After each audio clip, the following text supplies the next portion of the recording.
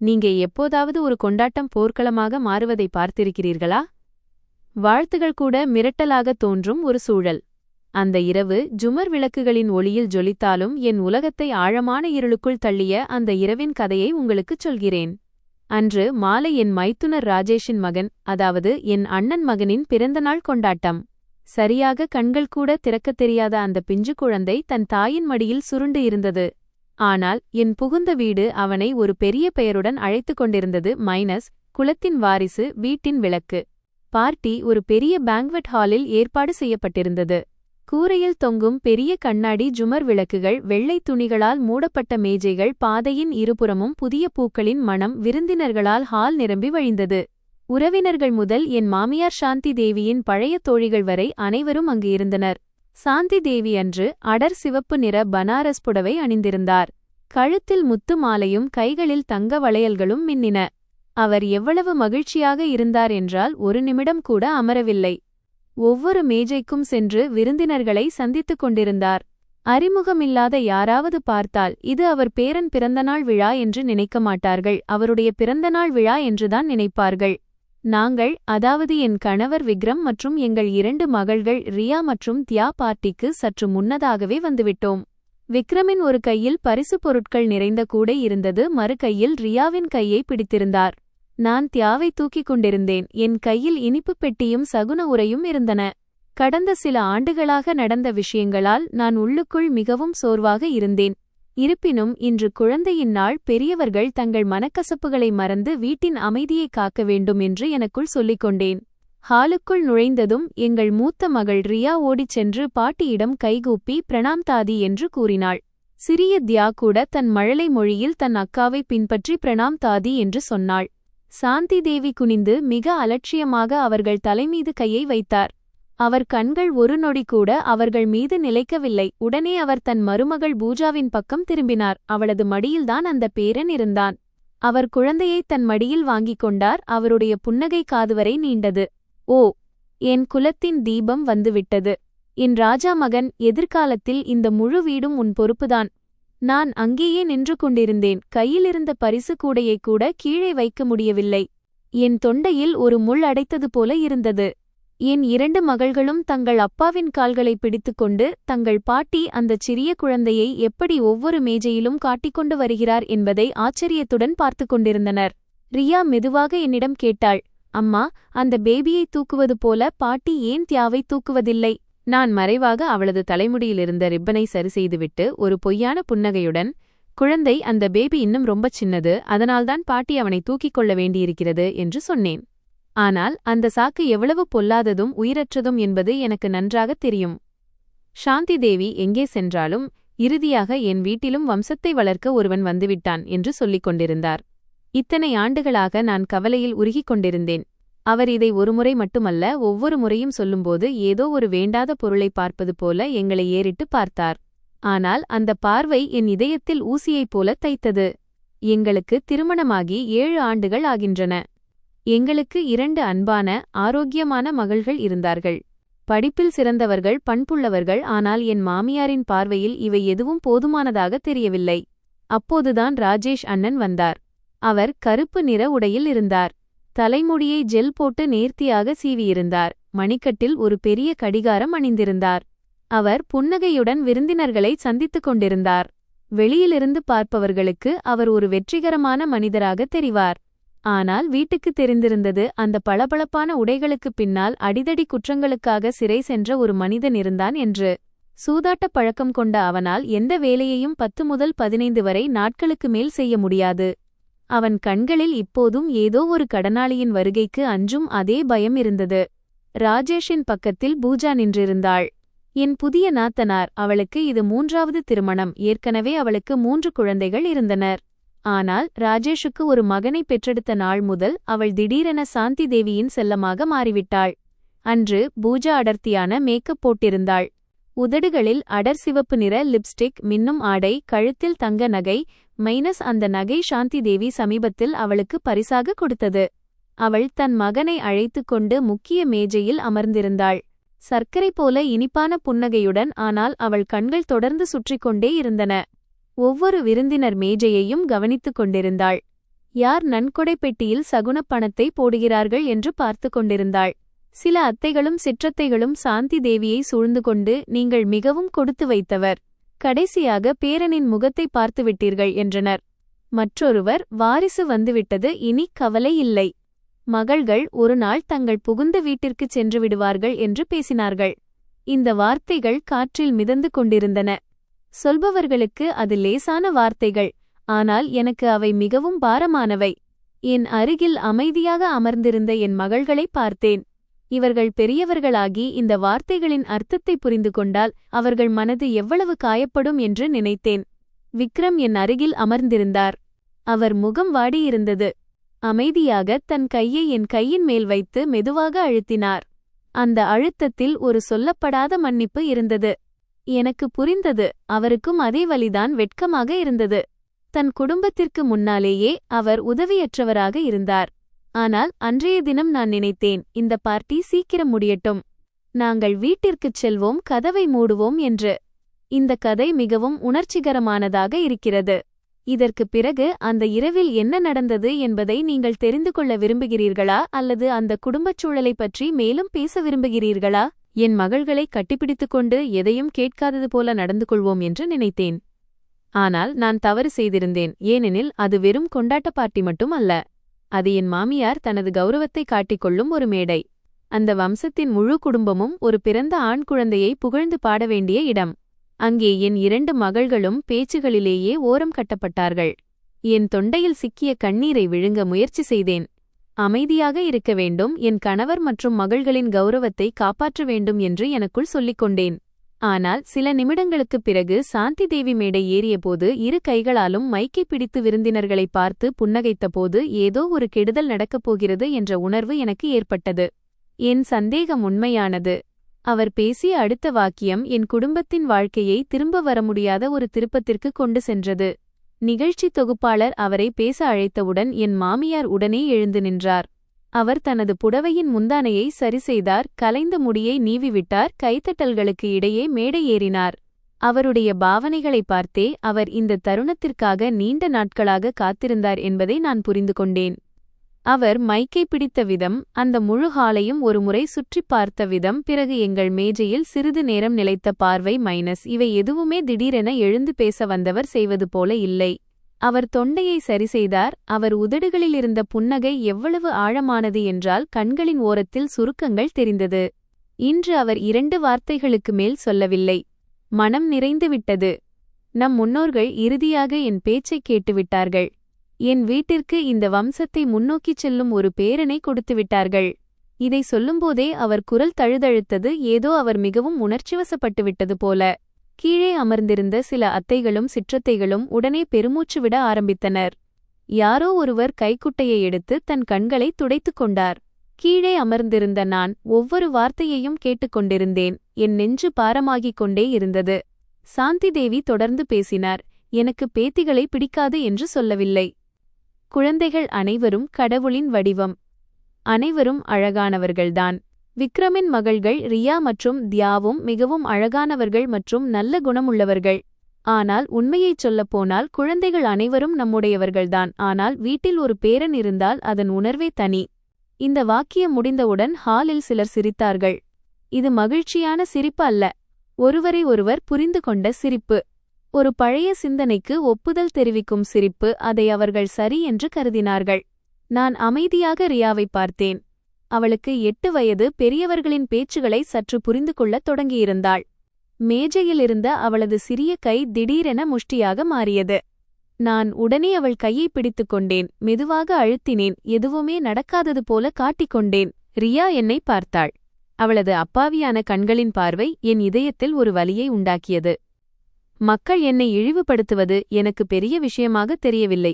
ஆனால் இதையெல்லாம் கேட்டு என் மகள்கள் தங்களை தாங்களே பலவீனமாக கருதிவிடுவார்களோ என்றுதான் எனக்கு பயமாக இருந்தது.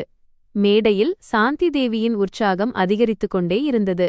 அவர் ராஜேஷ் மற்றும் பூஜாவை நோக்கி திரும்பினார். அவர் கண்களில் மிகுந்த பாசம் இருந்தது.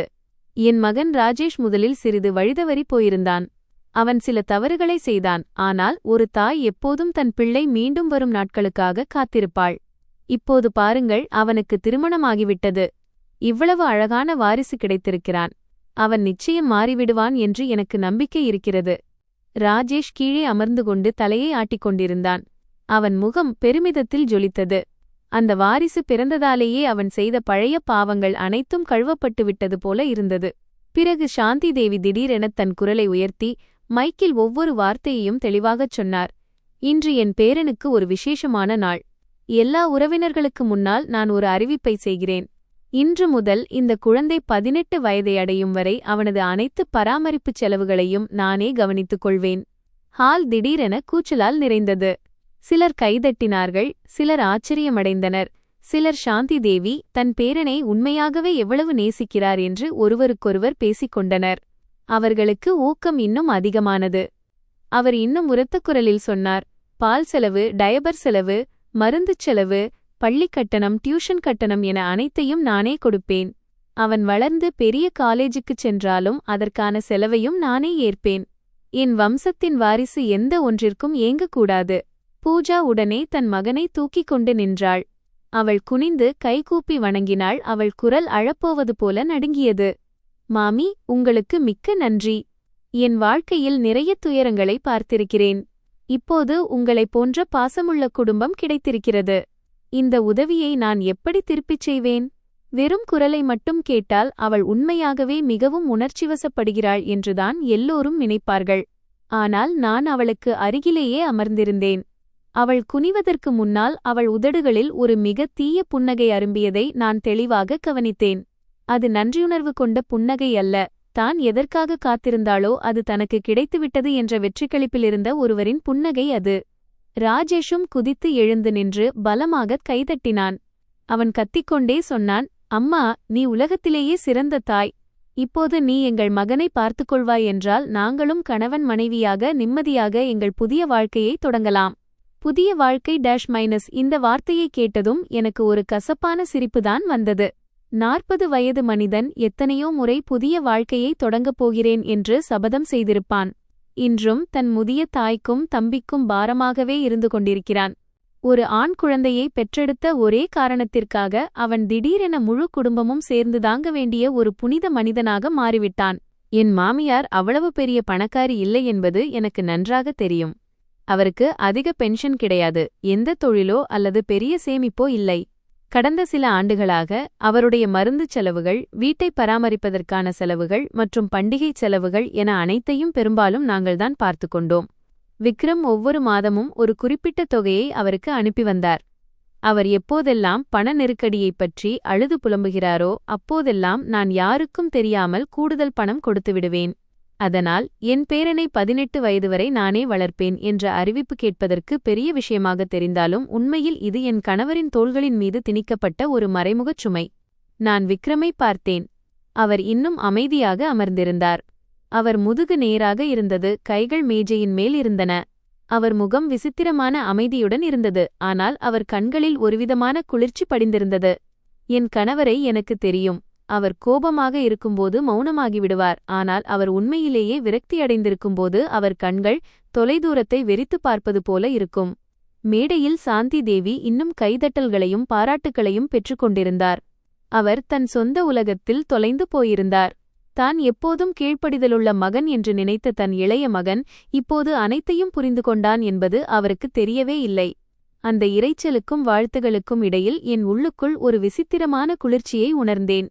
ஏனெனில் இது மகிழ்ச்சியில் கொடுக்கப்பட்ட வாக்குறுதி மட்டுமல்ல, இது ஒரு பொது அறிவிப்பு என்று எனக்கு தெரியும். உறவுகளின் பெயரால் என் மாமியார் எங்கள் இருவர் கழுத்திலும் போடத் தயாராகும் ஒரு தார்மீகச் சங்கிலி அது. அவர் மேடையில் சிரித்துக் கொண்டிருந்தபோது, இந்த பார்ட்டியின் மிக மோசமான பகுதி இப்போதுதான் தொடங்கப் போகிறது என்று எனக்கு தோன்றியது. கைதட்டல் அடங்குவதற்கு முன்பே என் மாமியார் மைக்கை தொகுப்பாளரிடம் கொடுத்துவிட்டு தன் இடத்திற்கு வந்து அமர்வார் என்று நினைத்தேன். ஆனால் இல்லை, சாந்தி தேவி மேடையிலேயே நின்றிருந்தார். ஒரு கையில் பேரனையும் மறு கையில் மைக்கையும் பிடித்துக்கொண்டு ஒவ்வொரு மேஜையையும் மெதுவாக உற்று நோக்கினார். அனைவரும் தங்களை கவனிக்கிறார்கள் என்பதை அவர் உறுதிப்படுத்திக் கொள்ள விரும்பியது போல இருந்தது. அந்த நேரத்தில் அவர் முகத்தில் இருந்த புன்னகை வெறும் பாட்டியின் மகிழ்ச்சி மட்டுமல்ல, அது தனது காய்களை நகர்த்திவிட்டு அடுத்த கட்டத்திற்கு தயாராகும் ஒரு வீரனின் புன்னகை. அவர் தொண்டையைச் சரி செய்தார், நிதானமான குரலில் பேசத் தொடங்கினார். இன்று நம் சொந்தங்கள் அனைவரும் இங்கே கூடியிருக்கும்போது நான் இன்னும் சில விஷயங்களைச் சொல்ல விரும்புகிறேன். ஒவ்வொரு வீட்டின் விதியும் இதுதான். அமைதி வேண்டுமானால் குழந்தைகள் ஒருவர் மற்றவருக்கு ஆதாரமாக இருக்க வேண்டும். இந்த வீடும் மக்களும் ஒருவரை ஒருவர் நேசிக்கவில்லை என்றால் வெளியாட்கள் வந்து எதை செய்யப் போகிறார்கள்? கீழே அமர்ந்திருந்த பலரும் தலையசைக்கத் தொடங்கினர், குறிப்பாக வயதான பெண்கள். இந்த வார்த்தைகள் கேட்பதற்கு மிகவும் சரியாகவும் தார்மீக ரீதியாகவும் தெரிந்தன. ஆனால் கீழே அமர்ந்திருந்த எனக்கு என் முதுகெலும்பில் ஒரு குளிர்ச்சி ஊடுருவியது. அவர் ராஜேஷின் பக்கம் திரும்பினார். அவர் குரல் திடீரென மென்மையானது. என் ராஜேஷ் முதலில் சில தவறுகளை செய்தான். நான் வெட்கப்படும்படியான சில செயல்களை செய்தான். ஆனால் மனிதன் என்றாலே தவறு செய்வது இயல்புதானே? முக்கியமானது என்னவென்றால் அவன் வீட்டிற்கு திரும்பி வந்துவிட்டான். திருமணம் செய்து கொண்டான். இந்த வீட்டிற்கு இவ்வளவு அழகான வாரிசை தந்திருக்கிறான். ஒரு தாயாக என் மகனுக்கு நான் ஆதரவு அளிக்காமல் இருப்பேனா? ராஜேஷ் இதை கேட்டு தலையை குனிந்து கொண்டான், ஏதோ அவன் மிகவும் வெட்கப்படுவது போல. ஆனால் அவன் கைகள் தொடர்ந்து தன் விலையுயர்ந்த சிகரெட் லைட்டருடன் விளையாடிக் கொண்டிருந்தன. அவன் முகத்தில் எந்த வருத்தமும் தெரியவில்லை. சாந்தி தேவி சொல்வது எவ்வளவு பொய் என்பதை நான் நன்றாக அறிவேன். அவர் சொல்வது என்ன? ராஜேஷின் சூதாட்ட நாட்கள், அடிதடி வழக்குகளுக்காக அவன் சிறைக்குச் சென்ற சம்பவங்கள், வீட்டின் கதவை தட்டி கடன் கொடுத்தவர்கள், அசிங்கமாக பேசிய நாட்கள், பாதி இரவில் வரும் ஃபோன் கால்கள். அப்போதெல்லாம் என் மாமியார் விக்ரமிடம் அழுதுகொண்டே, உன் அண்ணனைக் காப்பாற்ற உடனே பணம் அனுப்பு என்று கெஞ்சியது என அனைத்தும் எனக்கு நினைவிருந்தது.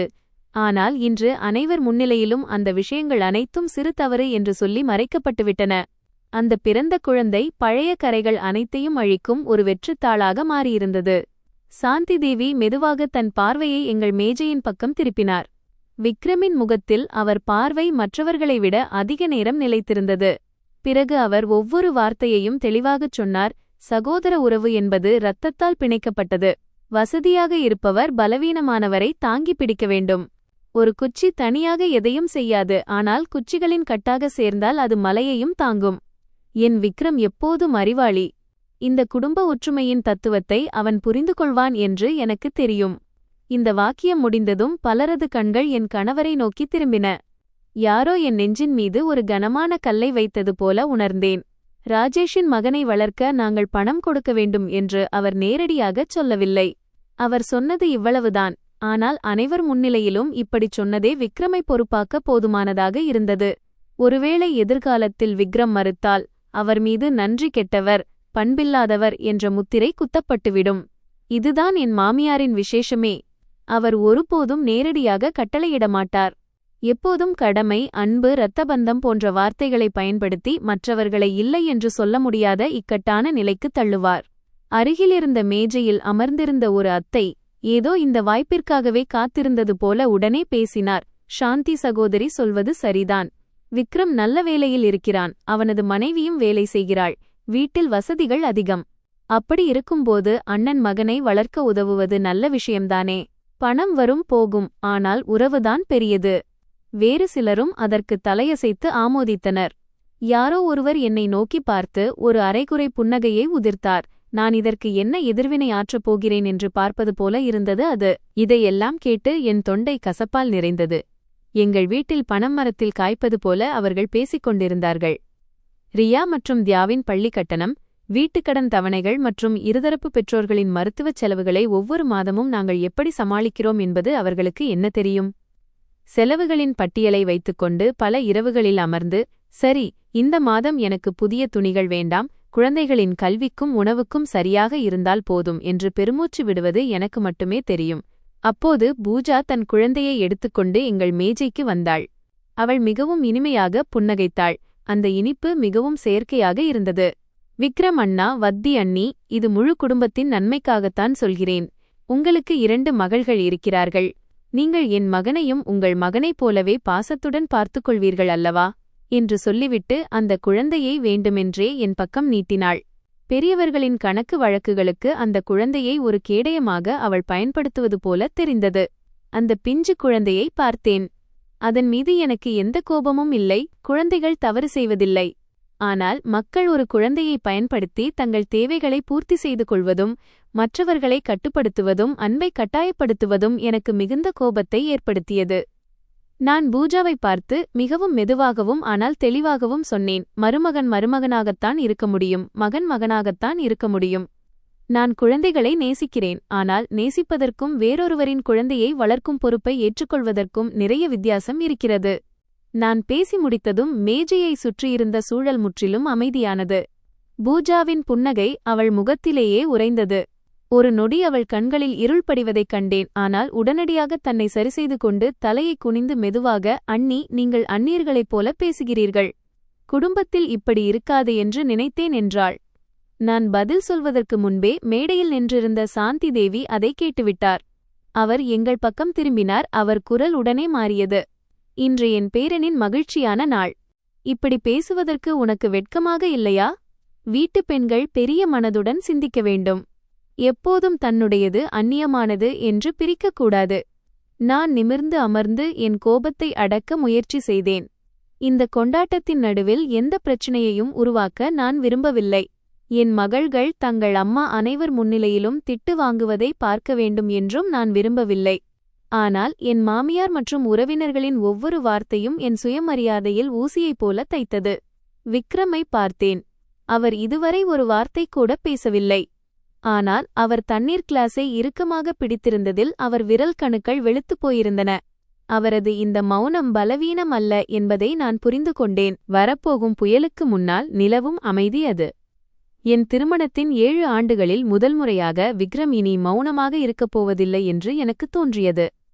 அந்த இரைச்சலான பார்ட்டியில் அமர்ந்திருந்தபோது என் திருமண வாழ்க்கையின் 7 ஆண்டுகளும் என் கண்முன்னே நிழலாடின. ஒரு பெண்ணின் வாழ்க்கையில் 7 ஆண்டுகள் என்பது நீண்ட காலம் இல்லைதான். ஆனால் நீங்கள் நல்லவராக இருப்பதால் மட்டும் உங்களுக்கு நல்லது நடக்காது என்பதை ஒரு பெண்ணுக்கு கற்றுக் கொடுக்க இது போதுமானது. நீங்கள் எவ்வளவு குனிகிறீர்களோ அவ்வளவு தூரம் மக்கள் உங்களை மிதிப்பார்கள்.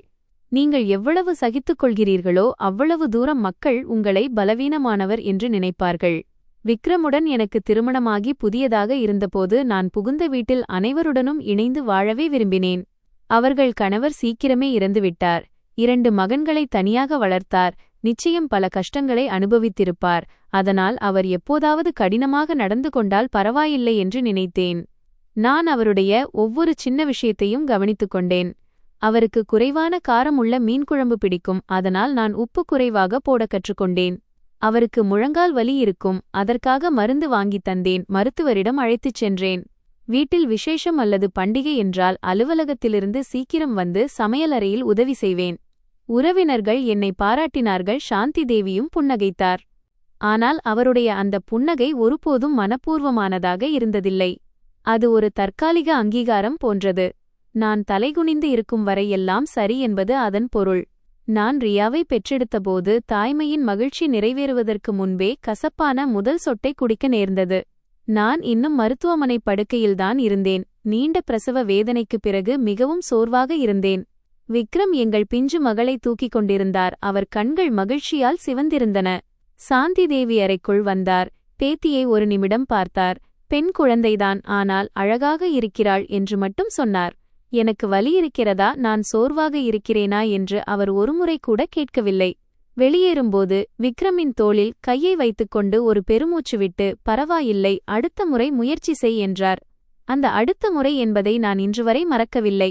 அந்த பெண்ணை பெற்றெடுத்ததால் ஆரோக்கியமான குழந்தையை பெற்றெடுத்தாலும் அது அவர் பார்வையில் போதுமானதாக இல்லை என்று அன்றே புரிந்து கொண்டேன்.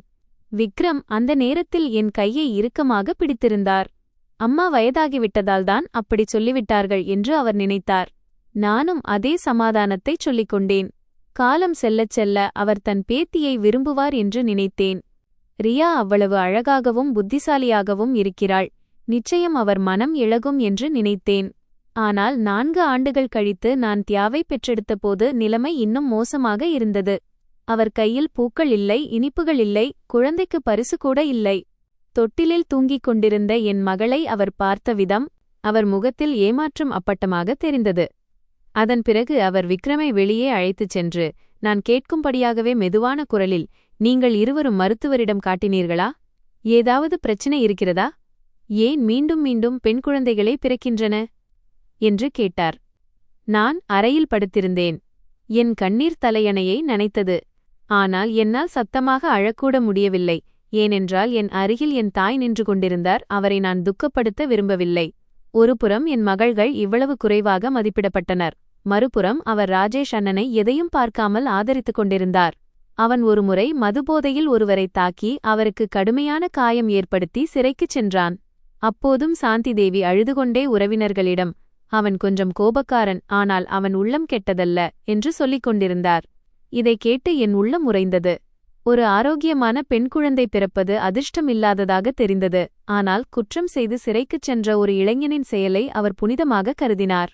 ராஜேஷ் சிறையிலிருந்து வெளிவந்தபோது எங்களிடம் பணம் வாங்கி ஒரு பெரிய விருந்து வைத்தார். அதற்கு அவர் திருஷ்டி கழிக்கும் விழா என்று பெயர் சூட்டினார். உங்கள் அண்ணன் இப்போதுதான் திரும்பி வந்திருக்கிறான். அவன் மனம் வருத்தத்தில் இருக்கும். அவன் குடும்பம் அவனுடன் இருக்கிறது என்பதை அவனுக்கு உணர வைக்க வேண்டும் என்றார். தவறு செய்த சொந்தங்களுக்கு ஆதரவளிப்பதில் எனக்கு ஆட்சேபனை இல்லை. ஆனால் ரியாவின் டியூஷன் வகுப்பை 1 மாதம் நிறுத்த வேண்டியிருந்தது. அப்போதுதான் எனக்கு மிகுந்த வலியை தந்தது. அந்த விருந்துக்காக மட்டுமே அந்த பணத்தை செலவிட வேண்டியிருந்தது. சிறையிலிருந்து திரும்பிய ஒருவனை ஏதோ பெரிய சாதனை செய்தது போல உறவினர்கள் அங்கே புகழ்ந்து பேசிக் கொண்டிருந்தார்கள். அந்த நாளுக்குப் பிறகு ராஜேஷ் வேலைக்குச் செல்வதாக உறுதியளித்தான். 10 நாட்கள் செக்யூரிட்டி கார்டாக வேலை செய்தான். பிறகு சம்பளம் குறைவு என்று சொல்லிவிட்டு வந்துவிட்டான். 15 நாட்கள் பஸ் கண்டக்டராக வேலை செய்தான். பிறகு முதலாளி மிகவும் கடினமானவர் என்று சொல்லிவிட்டு வந்துவிட்டான். அப்புறம் டாக்ஸி ஓட்டுநராக வேலை செய்து பயணிகளின் பணத்தை செலவு செய்துவிட்டு உதவி கேட்டு வீட்டுக்கு ஃபோன் செய்தான். ராஜேஷ் எப்போதெல்லாம் சிக்கலை உருவாக்குகிறானோ அப்போதெல்லாம் நள்ளிரவில் விக்ரமின் ஃபோன் அடிக்கும். மறுமுனையில் சாந்தி தேவி அழுது கொண்டிருப்பார். அவன் ஏற்கனவே மிகவும் சோகமாக இருக்கிறான். நீதான் அவனுக்கு சின்ன தம்பி, நீதான் புரிந்து கொள்ள வேண்டும். நீ அவனை விட நல்ல நிலையில் இருக்கிறாய், கொஞ்சம் உதவி செய்தால் என்னவாகிவிடும் என்று கேட்பார். ஒருமுறை நான் தைரியத்தை வரவழைத்துக் கொண்டு, எங்களுக்கும் 2 சிறிய குழந்தைகள் இருக்கிறார்கள். எப்போதும் அண்ணனின் கடனை எங்களால் அடைக்க முடியாது என்று அவரிடம் சொன்னேன். சாந்தி தேவியின் குரல் உடனே மாறியது. இவ்வளவு சுயநலமாக இருக்காதே. இந்த வீட்டிற்கு ஒரு ஆண் வாரிசை உன்னால் தர முடியவில்லை. குறைந்தபட்சம் உன் கணவர் தன் கடமையை செய்வதையாவது தடுக்காதே. இந்த வாக்கியம் என் முகத்தில் ஓங்கி அறைந்தது போல இருந்தது. சமையலறையில் நின்றிருந்தேன். என் கையில் தியாவின் பால் பாட்டில் இருந்தது. அன்றுதான் புரிந்து கொண்டேன், என் எல்லா உழைப்பும் அவர் கண்களில் ஒரு துரும்பளவிற்கு கூட மதிப்பு இல்லை என்று.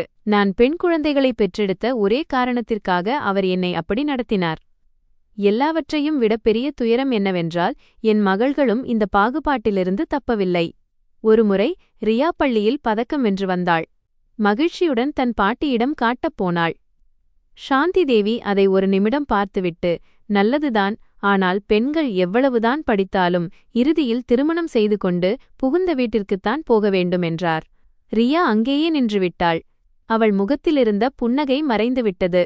அன்று இரவு அவள் என்னிடம் கேட்டாள், அம்மா, பெண்கள் நன்றாகச் சாதித்தால் பாட்டி மகிழ்ச்சியடைய மாட்டாரா? நான் அவளை கட்டிப்பிடித்துக் கொண்டேன்.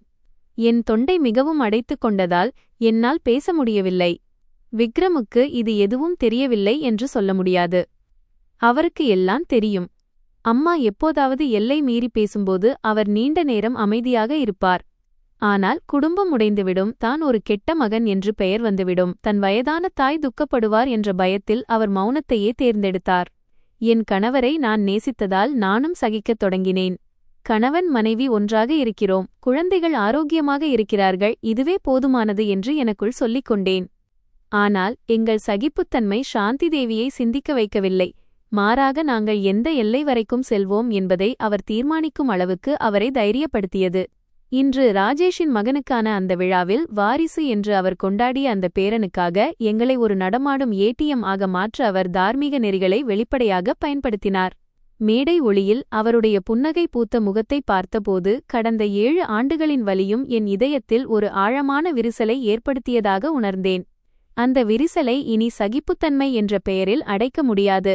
பார்ட்டி இசை மற்றும் இரைச்சலான வாழ்த்துகளுக்கு இடையே தொடர்ந்து நடந்தது. பணியாளர்கள் உணவை பரிமாறத் தொடங்கினர். சூப், சாலட் என ஒவ்வொன்றாக மேஜையில் வைக்கப்பட்டன. ஹால் முழுவதும் உற்சாகமாக இருந்தது. என் மாமியார் தனது உரைக்குப் பிறகு அனைவரின் பாராட்டுக்கும் உரிய மையப்புள்ளியாக மாறியிருந்தார். யாரோ அவரை அதிர்ஷ்டசாலி என்கிறார்கள், யாரோ அவர் தன் பேரனை பெரிதும் நேசிக்கிறார் என்கிறார்கள். ராஜேஷ் இப்போது திருந்திவிடுவான் என்றும் அவனுக்கு கிடைத்த மகனே அவனுக்கு பெரிய உந்துசக்தியாக இருப்பான் என்றும் சிலர் பேசிக் கொண்டிருந்தனர். நான் அமைதியாக அமர்ந்திருந்தேன். தியாவின் தட்டில் கொஞ்சம் உணவை வைத்தேன். அவள் இன்னும் சின்னஞ்சிறு குழந்தை. பெரியவர்களின் பேச்சின் அர்த்தம் அவளுக்கு புரியவில்லை. அவள் மகிழ்ச்சியுடன் என்னிடம் கேட்டாள், அம்மா, பிறகு கேக் கிடைக்குமா? நான் அவள் தலையை வருடி தலையசைத்து ஆமாம் என்றேன். ஆனால் என் பார்வை தெரியாமலேயே பூஜாவின் மீது இருந்தது. மேடையில் அவள் மாமியாருக்கு நன்றி சொன்னதிலிருந்து என் மனதில் ஒரு விசித்திரமான பதற்றம் இருந்தது. அது ஒரு தெளிவற்ற உணர்வு. அமைதியான நீரை பார்க்கும்போது அதன் மேற்பரப்பிற்கு அடியில் ஏதோ அசைவு நடக்கிறது என்று தெரிவது போன்ற உணர்வு அது. சிறிது நேரம் கழித்து பூஜா குழந்தையை ராஜேஷிடம் கொடுத்துவிட்டு தன் மாமியாரை நோக்கி நடந்தாள். அவள் நேராகச் செல்லாமல் சில மேஜைகளை சுற்றி வளைத்து மிக சாதுரியமாக புன்னகைத்தபடியே முன்னேறினாள். மேடைக்கு அருகில் ஒரு பெரிய பூந்தொட்டி இருந்த இடத்தில் அவள் சாந்தி தேவியின் கையை பிடித்து மூலைக்கு அழைத்துச் சென்றாள். நான் சற்று தொலைவில் அமர்ந்திருந்திருந்தால் என் கவனம் சென்றிருக்காது. ஆனால் எங்கள் மேஜை அந்த மூலைக்கு மிக அருகில் இருந்தது. சற்று குனிந்து பார்த்தால் அவர்கள் இருவரையும் என்னால் காண முடிந்தது. முதலில் நான் கேட்க விரும்பவில்லை. ஆனால் பூஜாவின் குரல் மெதுவாக இருந்தாலும் மிகவும் தெளிவாக இருந்தது. மாமி, நீங்கள் என் மகனை மிகவும் நேசிக்கிறீர்கள் என்று எனக்கு தெரியும். ஆனால் நீங்கள் அவனை நேசிக்கிறீர்கள் என்றால் அவனது எதிர்காலத்தைப் பற்றியும் யோசியுங்கள். வெறும் பால் மற்றும் டயபர் செலவுகளால் மட்டும் ஒன்றும் ஆகிவிடாது. சாந்தி தேவி சற்று ஆச்சரியத்துடன், உன் அர்த்தம் என்ன? நான் 18 வயது வரை வளர்ப்பேன் என்று சொல்லிவிட்டேனே என்று கேட்டார். பூஜா இன்னும் நெருக்கமாக அவர் கையை பிடித்துக் கொண்டாள். அவள் குரல் தேன் போல இனிமையாக இருந்தது. மாமி, நீங்கள் மிகவும் நல்லவர் என்று எனக்கு தெரியும். ஆனால் ஒரு குழந்தை சரியாக வளர அவனுக்கு ஒரு உறுதியான கூரை தேவை. நமக்கு ஒரு அடித்தளம் தேவை. இப்போது நாங்கள் இருவரும் சரியாக இல்லை. நாங்கள் வாடகை வீட்டில் இங்கே அலைந்து கொண்டிருந்தால் அந்த பிள்ளையின் நிலை என்னாகும்? என் கையில் இருந்த கரண்டி அங்கேயே நின்றது. உறுதியான கூரை மைனஸ் இந்த வார்த்தைகளை கேட்கும்போது ஒரு தாயின் அக்கறை போல தெரிந்தன. ஆனால் பூஜாவின் வாயிலிருந்து இதை கேட்கும்போது முட்கள் என் உடலில் குத்துவது போல இருந்தது. சாந்தி தேவி வசிக்கும் அந்த 3 அடுக்கு மாடி வீடுதான் அவரது மிக விலையுயர்ந்த சொத்து. அந்த வீடு மெயின் ரோட்டில் இருந்தது. அதன் முன்பகுதியை கடையை வாடகைக்கு விடலாம். பின்னால் ஒரு சிறிய முற்றமும் இருந்தது. பல ஆண்டுகளாக அந்த வீட்டை தன் கௌரவமாக கருதினார் அவர். எவர் எனக்கு அதிக சேவை செய்கிறார்களோ அவர்களுக்கே இந்த வீட்டை தருவேன் என்று அவர் எப்போதும் சொல்வார். சாந்தி தேவிக்கு தன் புதிய மருமகளின் நோக்கம் முழுமையாக புரியவில்லை என்று நினைக்கிறேன். அவர் என் பக்கம் பார்த்துவிட்டு மெதுவாகச் சொன்னார், வீட்டை பற்றிய பேச்சை பிறகு பார்த்துக் கொள்ளலாம். குழந்தைக்கு இப்போதுதான் முதல் மாதம் ஆகிறது. நீ ஏன் இதையெல்லாம் இப்போதே யோசிக்கிறாய்? பூஜா உடனே எங்கள் மேஜையை பார்த்தாள். தன் குரலை இன்னும் குறைத்துக் கொண்டாள். பின்னால் பார்த்துக் கொள்ளலாம். ஆனால் எதற்கும் ஒரு நிச்சயம் வேண்டும். நீங்கள் உங்கள் பேரன் மீது அன்பு வைத்திருந்தால் இப்போதே முடிவெடுத்து வைத்துவிடுங்கள். பின்பு வெளியாட்கள் யாராவது வந்து சிக்கலை ஏற்படுத்திவிடக் கூடாது. அந்த வெளியாட்கள் என்ற வார்த்தையை அவள் மிக அழுத்தமாகச் சொன்னாள். ஆனால் ஒவ்வொரு எழுத்தையும் நான் தெளிவாக கேட்டுக்கொண்டேன். அந்த வெளியாட்கள் யார் என்று எனக்குத் தெரியும். அது நான்தான், என் 2 மகள்கள்தான். பூஜாவின் பார்வையில் விக்ரம் சாந்தி தேவியின் சொந்த மகன் என்றாலும் என்னை மணந்து 2 பெண் குழந்தைகளுக்கு தந்தையான காரணத்தால் நாங்கள் அந்த வீட்டின் உரிமையாளர்கள் ஆக முடியாது என்று அவள் நினைத்தாள். எவ்வளவு நகைப்புக்குரிய விஷயம்! நான் அந்த வீட்டின் ஒரு செங்கல் மீது கூட உரிமை கொண்டாட நினைத்ததில்லை. ஆனால் அந்த பெண்ணின் பார்வையில் நாங்கள் விரைவில் அகற்றப்பட வேண்டிய ஒரு தடையாக மாறிவிட்டோம். சாந்தி தேவி சில நொடிகள் அமைதியாக இருந்தார். அவர் முகத்தில் ஒரு தயக்கத்தைக் கண்டேன். அவர் தன் பேரன் மீது எவ்வளவுதான் பற்று வைத்திருந்தாலும் அந்த வீடு அவரது வாழ்நாள் உழைப்பு. அதை வேறொருவர் பெயருக்கு மாற்றுவது அவ்வளவு எளிதல்ல. ஆனால் பூஜா மிகவும் புத்திசாலி. அவள் வற்புறுத்தவில்லை. அருகில் நின்ற ராஜேஷின் கையிலிருந்து குழந்தையை வாங்கி நேராக சாந்தி தேவியின் மடியில் வைத்தாள். குழந்தை மடியில் வந்ததும் அழத் தொடங்கியது. உடனே சாந்தி தேவியின் முகம் மென்மையானது. பூஜா குனிந்து மெதுவாகச் சொன்னாள், மாமி, இதை பாருங்கள். இது வளரும்போது உங்கள் வீடு அதன் தலைக்கு மேல் இருந்தால் மட்டுமே யாரும் இதை தாழ்வாக பார்க்க மாட்டார்கள். ராஜேஷ் அருகிலேயே நின்றிருந்தான். அவனுக்கு எதுவும் புரியவில்லை. அவன் சிரித்துக்கொண்டே, அம்மா, நீ பேரன் மீது இவ்வளவு அன்பு வைத்திருக்கிறாய் என்றால் எங்களை உன்னோடு சேர்த்து வைத்துக்கொள். வீட்டில் எப்போதும் மகிழ்ச்சியாக இருக்கும் என்றான். அவன் இதை நகைச்சுவையாகச் சொன்னான். ஆனால் பூஜா தன் கணவனை பார்த்த பார்வையிலிருந்த தீட்சண்யம் என்னை நடுங்க வைத்தது. அந்த பெண்ணுக்கு ஒரு புத்திசாலியான கணவன் தேவையில்லை. தனக்கு சாதகமான ஒரு கருவியாக பயன்படுத்தக்கூடிய ஒரு முட்டாள் கணவன்தான் தேவை என்பது தெளிவாக தெரிந்தது. அப்போது பூஜாவின் போன் ஒலித்தது. யாரும் பார்க்கவில்லை என்று நினைத்து திரும்பினாள். ஆனால் அருகில் இருந்ததால் நான் போன் திரையை பார்த்தேன். அதில் ஒரு மெசேஜ் இருந்தது. கிழவி ஒத்துக்கொள்கிறாள். நீ இன்னும் கொஞ்சம் அழுத்தம் கொடு. அனுப்பியவர் பெயரை படிப்பதற்குள் அவள் போனை அணைத்து விட்டாள். அவள் திரும்பியபோது என் பார்வையும் அவள் பார்வையும் மோதிக்கொண்டன. ஒரு நிமிடம் அவள் முகத்திலிருந்த புன்னகை மறைந்தது. ஆனால் உடனே எதுவும் நடக்காதது போலச் சிரித்தாள். மீரா அண்ணி, ஏன் என்னை அப்படி பார்க்கிறீர்கள்? என் மேக்கப் கலைந்துவிட்டதா என்று கேட்டாள். நான் அவள் கண்களை நேராகப் பார்த்து மெதுவாகச் சொன்னேன், இல்லை, மாமியாரிடம் நீ எவ்வளவு நெருக்கமாக பேசுகிறாய் என்றுதான் பார்த்து கொண்டிருந்தேன். பூஜா சிரித்துக்கொண்டே, நான் மருமகள்தானே அண்ணி, மாமியாரிடம் நெருக்கமாக இல்லாமல் யாரிடம் இருப்பேன் என்றாள். நான் ஒன்றும் சொல்லவில்லை. ஆனால் என் இதயம் உறைந்து போய் இருந்தது. அந்த பார்ட்டியில் என் மாமியார் மட்டும்தான் ஆபத்தானவர் என்று நினைத்தேன். ஆனால் பூஜாதான் மிக ஆபத்தானவள் என்பதை உணர்ந்தேன்.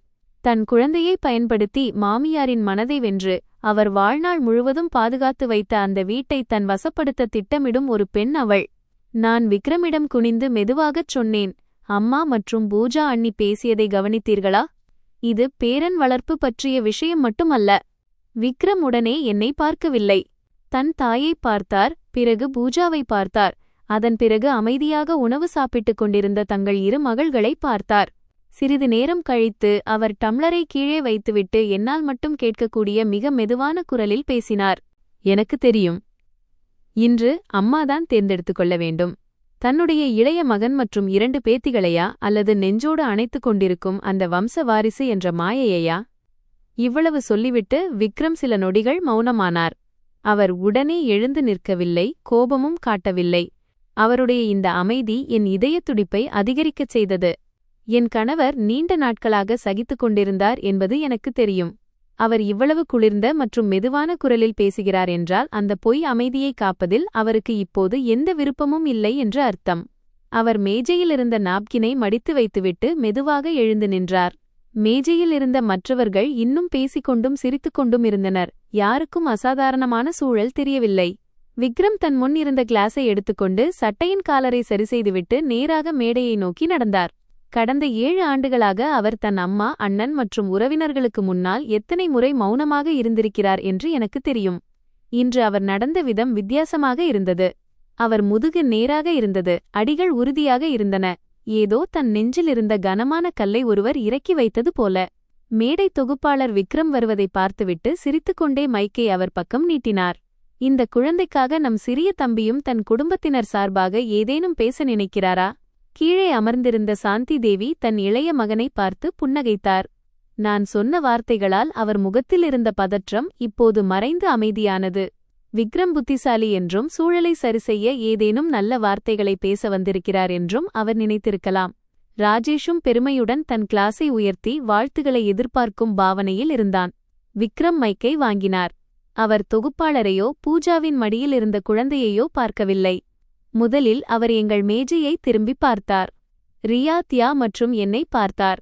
அந்த பார்வையில் என் கண்களில் கண்ணீர் திரண்டது. பிறகு அவர் தன் தாயை நோக்கினார். அவருடைய குரல் ஸ்பீக்கர் வழியாக முழு ஹாலிலும் எதிரொலித்தது. அம்மா, உங்கள் வாரிசு பேரனை நீங்கள் தாராளமாக 18 ஆண்டுகள் வளர்த்துக் கொள்ளுங்கள். நாளை முதல் நானும் என் மனைவியும் என் மகள்களும் எங்கள் சொந்த வீட்டிற்குச் செல்லப் போகிறோம். முழு ஹாலிலும் யாரோ சத்தத்தை உறைய வைத்தது போல இருந்தது.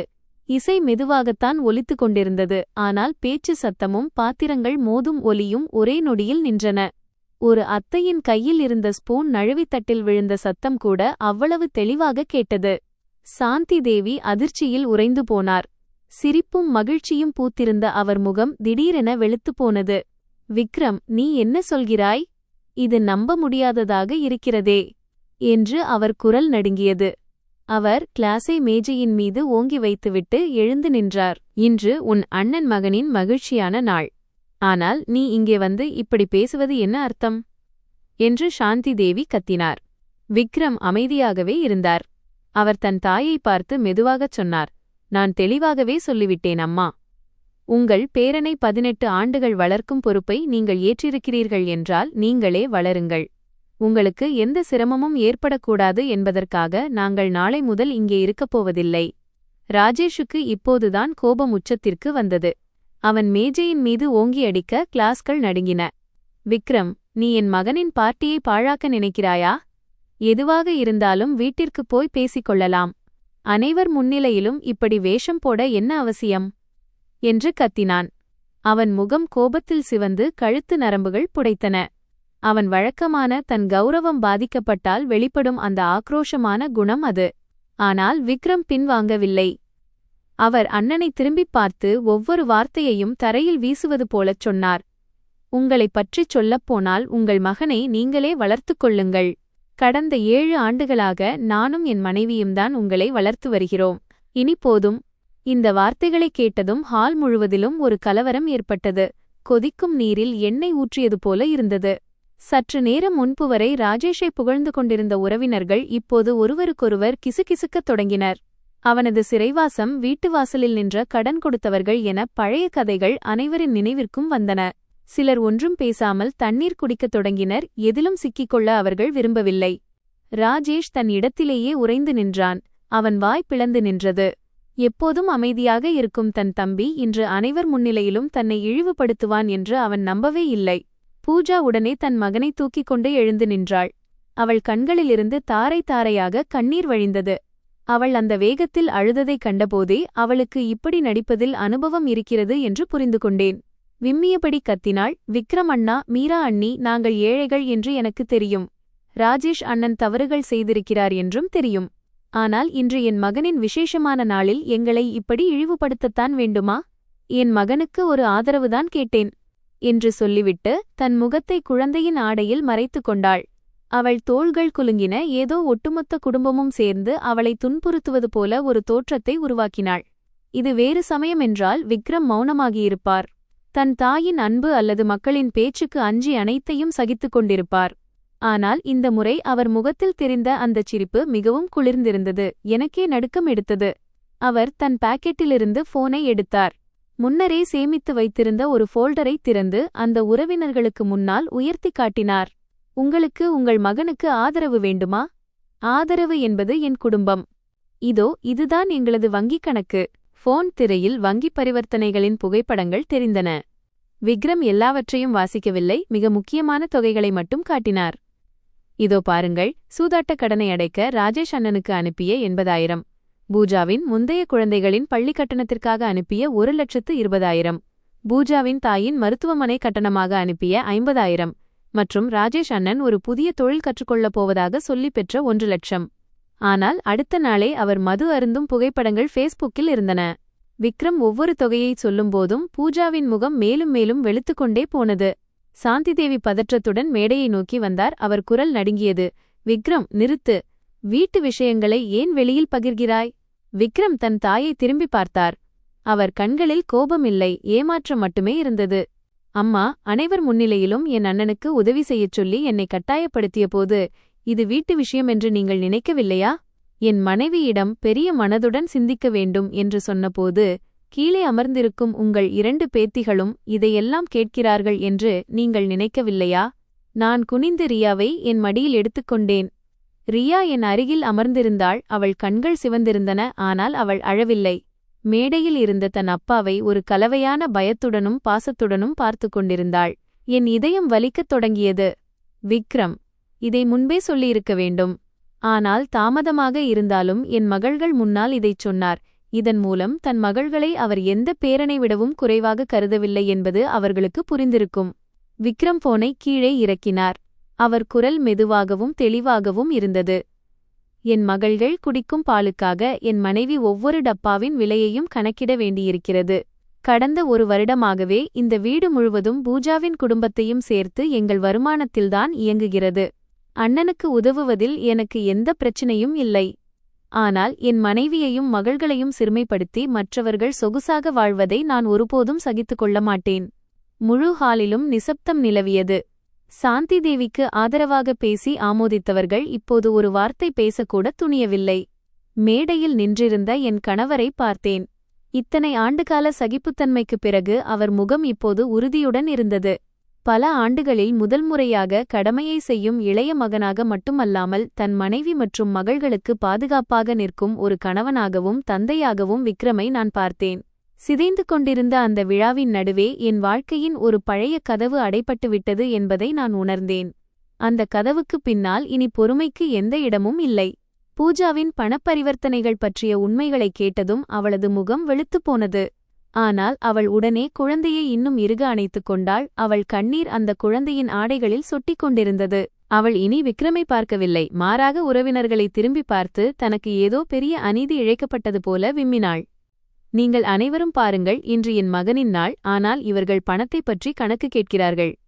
எனக்கு ஏற்கனவே திருமணம் நடந்திருந்தது உண்மைதான். ஆனால் நான் ராஜேஷை உண்மையான அன்புடன் மணந்தேன். என் குழந்தைக்கு ஒரு அமைதியான வீடு வேண்டும் என்று மட்டுமே ஆசைப்பட்டேன். ஆனால் என் இந்த ஆசையை கூட ஒரு சதி என்று முத்திரை குத்துகிறார்கள். இந்த வார்த்தைகள் மிகவும் தந்திரமானவை மற்றும் விஷம் கலந்தவை. ஒரே நொடியில் பணக்கார மைத்துனரால் இழிவுபடுத்தப்படும் ஒரு துயரமான பெண்ணாக தன்னை மாற்றிக்கொண்டாள். சில இரக்கமுள்ள உறவினர்கள் முணுமுணுக்கத் தொடங்கினர். அருகில் அமர்ந்திருந்த ஒரு அத்தை பெருமூச்சு விட்டு, சரிவிடுங்கள், இன்று குழந்தையின் மகிழ்ச்சியான நாள். பணத்தைப் பற்றி பிறகு பேசிக்கொள்ளலாம் என்றார். தன் மனைவி அழுவதைக் கண்ட ராஜேஷுக்கு இன்னும் தைரியம் வந்தது. அவன் உடனே மேடையை நோக்கி விரலை நீட்டினான். விக்ரம், எல்லை மீறாதே. என் மனைவி உனக்கு என்ன துரோகம் செய்தாள்? நீ இப்படி அனைவர் முன்னிலையிலும் அவளை இழிவுபடுத்துகிறாய் என்று கத்தினான். பூஜா இன்னும் சத்தமாக அழத் தொடங்கினாள். அவள் சாந்தி தேவியை பார்த்து நடுங்கும் குரலில், மாமி, நான் ஏழை, என் விதி கெட்டது. ஆனால் நான் உங்கள் வீட்டின் எந்த பொருளின் மீதும் ஆசைப்பட்டதில்லை. எனக்கு பணமும் வீடும்தான் ஆசை என்றால் நான் வேறு யாரையாவது திருமணம் செய்திருப்பேன். ராஜேஷுடன் இதையெல்லாம் அனுபவிக்கத் தங்கியிருக்க மாட்டேன் என்றாள். இதை கேட்டவுடன் சாந்தி தேவி உடனே உருகிவிட்டார். அவர் வேகமாக முன்னேறி தன் மருமகளின் தோளில் கை வைத்தார். எனக்குத் தெரியும் மகளே, நீ நிறையச் சகித்துக் கொண்டாய். யார் என்ன சொன்னாலும் நான் உயிரோடு இருக்கும் வரை உன்னையும் என் பேரனையும் நான் காப்பாற்றுவேன். இந்த காட்சியைக் கண்டதும் என் உடல் உறைந்தது.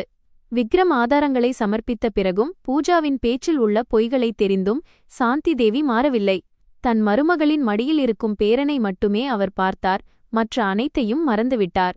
நான் என் மகள்களை இந்த கூச்சலிலிருந்து அழைத்துச் செல்லத் தயாரானபோது ஹாலின் கடைசி மூலையிலிருந்து ஒரு நாற்காலியை இழுக்கும் பலமான சத்தம் கேட்டது. ஒரு நடுத்தர வயது பெண் எழுந்து நின்றார். அவர் நீல நிற வீட்டு வேலை செய்பவர்களின் சீருடை அணிந்திருந்தார். தலைமுடி கொண்டையாக கட்டப்பட்டிருந்தது. முகம் வறுமையின் கோடுகளைக் கொண்டிருந்தது. ஆனால் அவர் கண்களில் ஒரு உறுதி இருந்தது. முதலில் பலரும் அவர் ஏதோ பேங்க்வெட் ஹால் ஊழியர் என்று நினைத்தனர். ஆனால் அவர் மற்ற யாரையும் பார்க்கவில்லை, பூஜாவை மட்டுமே வெறித்து பார்த்தார். அவர் கை நடுங்கியபடி உயர்ந்தது. அவர் குரல் கரகரப்பாக இருந்தாலும் தெளிவாக இருந்தது. இந்த பெண் பொய் சொல்கிறாள். முழு ஹாலிலும் உள்ளவர்கள் உடனே அவர் பக்கம் திரும்பினர். பூஜாவின் முகம் மிக வேகமாக மாறியதை கவனித்தேன். முதலில் வெளுத்தது, பிறகு கருத்தது, பிறகு பதற்றத்தில் சிவந்தது. அவள் குழந்தையை மார்போடு இறுக அணைத்துக்கொண்டு ஒரு அடி பின்னால் எடுத்து வைத்தாள். அவளது உதடுகள் நடுங்கின. நீ யார்? எனக்கு உன்னை தெரியாது என்றாள். அந்த பெண் சோகமான புன்னகையுடன் சொன்னார், உங்களுக்கு என்னை ஞாபகமில்லை பூஜா அவர்களே. நான் உங்கள் இரண்டாவது கணவர் ஹரிஷ் அவர்களின் வீட்டில் வேலை செய்தவள். நீங்கள் ஓராண்டுக்கு மேல் வசித்தார்களே அந்த வீடு. அவ்வளவு சீக்கிரம் மறந்துவிட்டீர்களா? ஹாலில் கிசுகிசுப்புகள் அதிகரித்தன. ராஜேஷ் தன் மனைவியை திரும்பி பார்த்தான். கண்கள் அகல விரிந்திருந்தன. சாந்தி தேவியும் அதிர்ச்சியில் உறைந்தார். அவர் பூஜாவின் தோள் மீது வைத்திருந்த கை மெல்ல கீழே இறங்கியது. பூஜா தன்னை சமாளித்துக் கொள்ள முயன்று கத்தினாள், நீ உளராதே. இன்று என் மகனின் பார்ட்டி. நீ இங்கே கலாட்டா செய்ய வந்திருக்கிறாயா? யார் உன்னை அனுப்பினார்கள்? விக்ரமும் அவனது மனைவியும்தான் உன்னை அனுப்பினார்களா இல்லையா? விக்ரம் மேடையிலேயே நின்றிருந்தார். அவர் குரல் குளிராக இருந்தது. எனக்கு இவரை தெரியாது. ஆனால் நீ உண்மையைச் சொல்பவள் என்றால் இவர் சொல்ல வருவதை கேட்கட்டும். பூஜா உடனே விக்ரமை திரும்பி பார்த்தாள். அவள் கண்களில் இருந்த வெறுப்பு விக்ரமை உயிரோடு விழுங்கிவிடும் போல இருந்தது. ஆனால் அதற்குள் காலம் கடந்துவிட்டது. அந்த பெண் முன்னே வந்து உறுதியான குரலில் சொன்னார், இதற்கு முன்னரும் ஹரிஷ் அவர்களின் குடும்பத்திடம் இதே போலத்தான் சொன்னீர்கள். உங்கள் குழந்தைக்கு ஒரு வீடு வேண்டும், ஆதரவு வேண்டும், எனக்கு பண ஆசை இல்லை என்றீர்கள். ஹரிஷ் அவர்கள் பிளாட்டை உங்கள் பெயரில் மாற்றியதும் உடனடியாக விவாகரத்து வழக்கு தொடுத்தீர்கள். அந்த வீட்டை விற்றுவிட்டு பணத்துடன் காணாமல் போனீர்கள். இன்று அந்த தாயும் மகனும் வாடகை வீட்டில் வசிக்கிறார்கள். பூஜா கத்தினாள், வாயை மூடு. நான் செய்த குற்றத்திற்கு உன்னிடம் என்ன ஆதாரம் இருக்கிறது? அந்த பெண் நடுங்கும் கைகளால் தன் பையிலிருந்து போனை எடுத்தார். நான் உங்கள் விஷயத்தில் தலையிட விரும்பவில்லை.